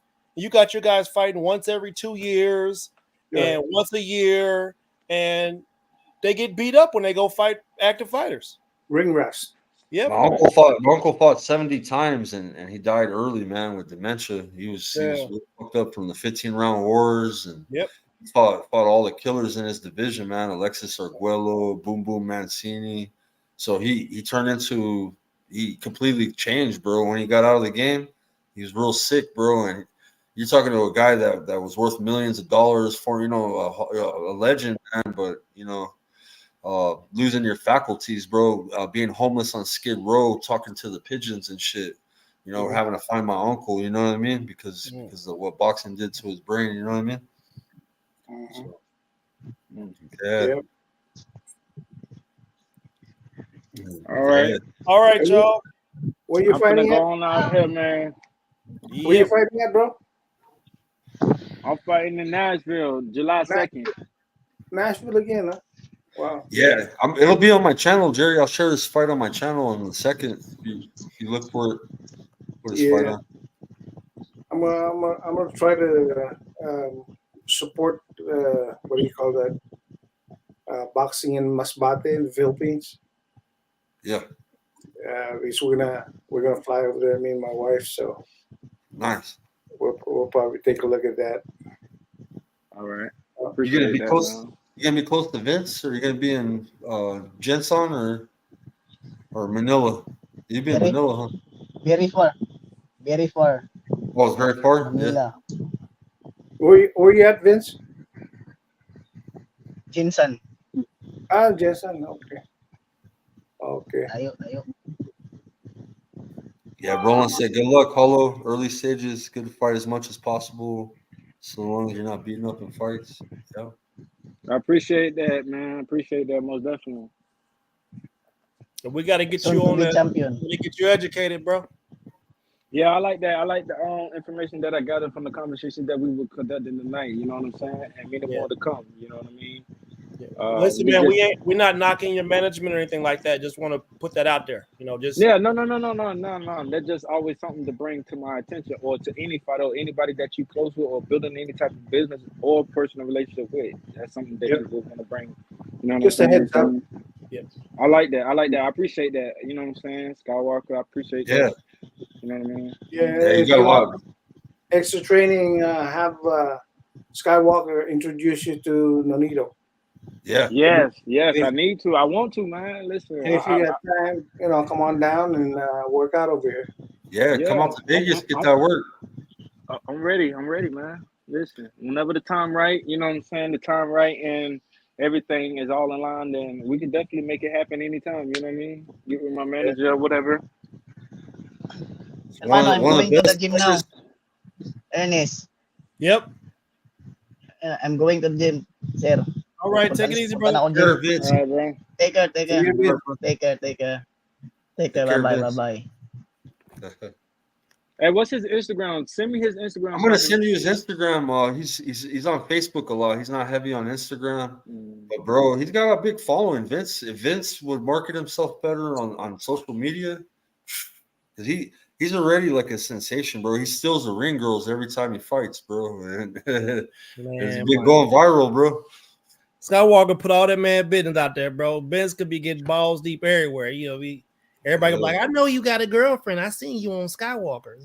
Come on, bro. Man, let that man get his thing off, man. He young, you feel me? Oh, He's God, the next star of the making, man. Sky. Yeah, you Hey, got but legends. listen, Cabu, do you got an Instagram? I can follow you. No, you know what I'm saying? So we I can stay. do not. Even my Facebook, my wife made me one. Yeah. I don't do that shit, man. I got better Yeah. things to do than do that shit. Yeah. I forgot. You see him pop on the YouTube, here and there and stuff. You know what I mean? Yeah. I see him in the Okay. Filipino chat sometimes. Yeah. All right. Next time you do an interview, just let the world know about me, man. Because sure enough, not too long from now, man, they gonna know about me more than what we trying to get them to know now. But Well, mark my I word. said, message Tonito in Beyond the Ring. Yeah. Most definitely. Beyond the Ring with Nonito and Rachel. And Okay. as I said, if you got time, swing over to Vegas and fucking work out before you fight. Okay. Most definitely. Man, I'll talk to my manager, see how that happened. Hey, Nonito can put in work with you because Nonito, man, shit, he's like he walks around pretty heavy. I mean, well, break it up. Yeah, what is Nonito's walk around weight? Nope. You there? Oh, okay. Can you guys hear me? I hear you. Yeah, he's dropping. Oh, okay. What's Nonito's walk around weight? Hey, man, you can't be divulging that either, bro. Skywalker, man, listen, I'm about to teach you some shit, bro. Hey, but Nonito fought at featherweight, man. You're going to be giving away everybody. You can't give everybody. Those are secrets, man. Yeah. He's 135, 140. Yeah. Yep. Yeah. Be giving away all He doesn't plump up anymore. Because he's fighting weight is still 118. Yeah. And he can still go down to 115. Wow. Yeah, he can make 115. Okay. Yep. All right. Well, I'm gonna go ahead and end this, man, because I gotta get some rest. Bro, we've been on this month for 4 hours. Yeah, man. On a Monday, bro. That's crazy. That's work. That's dedication. We missed the show yesterday. It was Father's Day, so we gotta do. I only do a once a week show on here, bro. Then you'll see me go live, bro. But I'm in the air, bro. I'm fucking around in the air, just talking shit, talking some boxing. Hanging around side of the building. Yeah, hanging offside. Yeah, that's why they call me Skywalker. I'm not into Star Wars, bro. I be walking the skies every day, bro. So I see that. That's kind of crazy, man. But listen, I salute to you, man. Yeah. All right, y'all. I'm out. All right, guys. Peace. All right, bro. Have a good one. Thank you, Jerry. All right, man.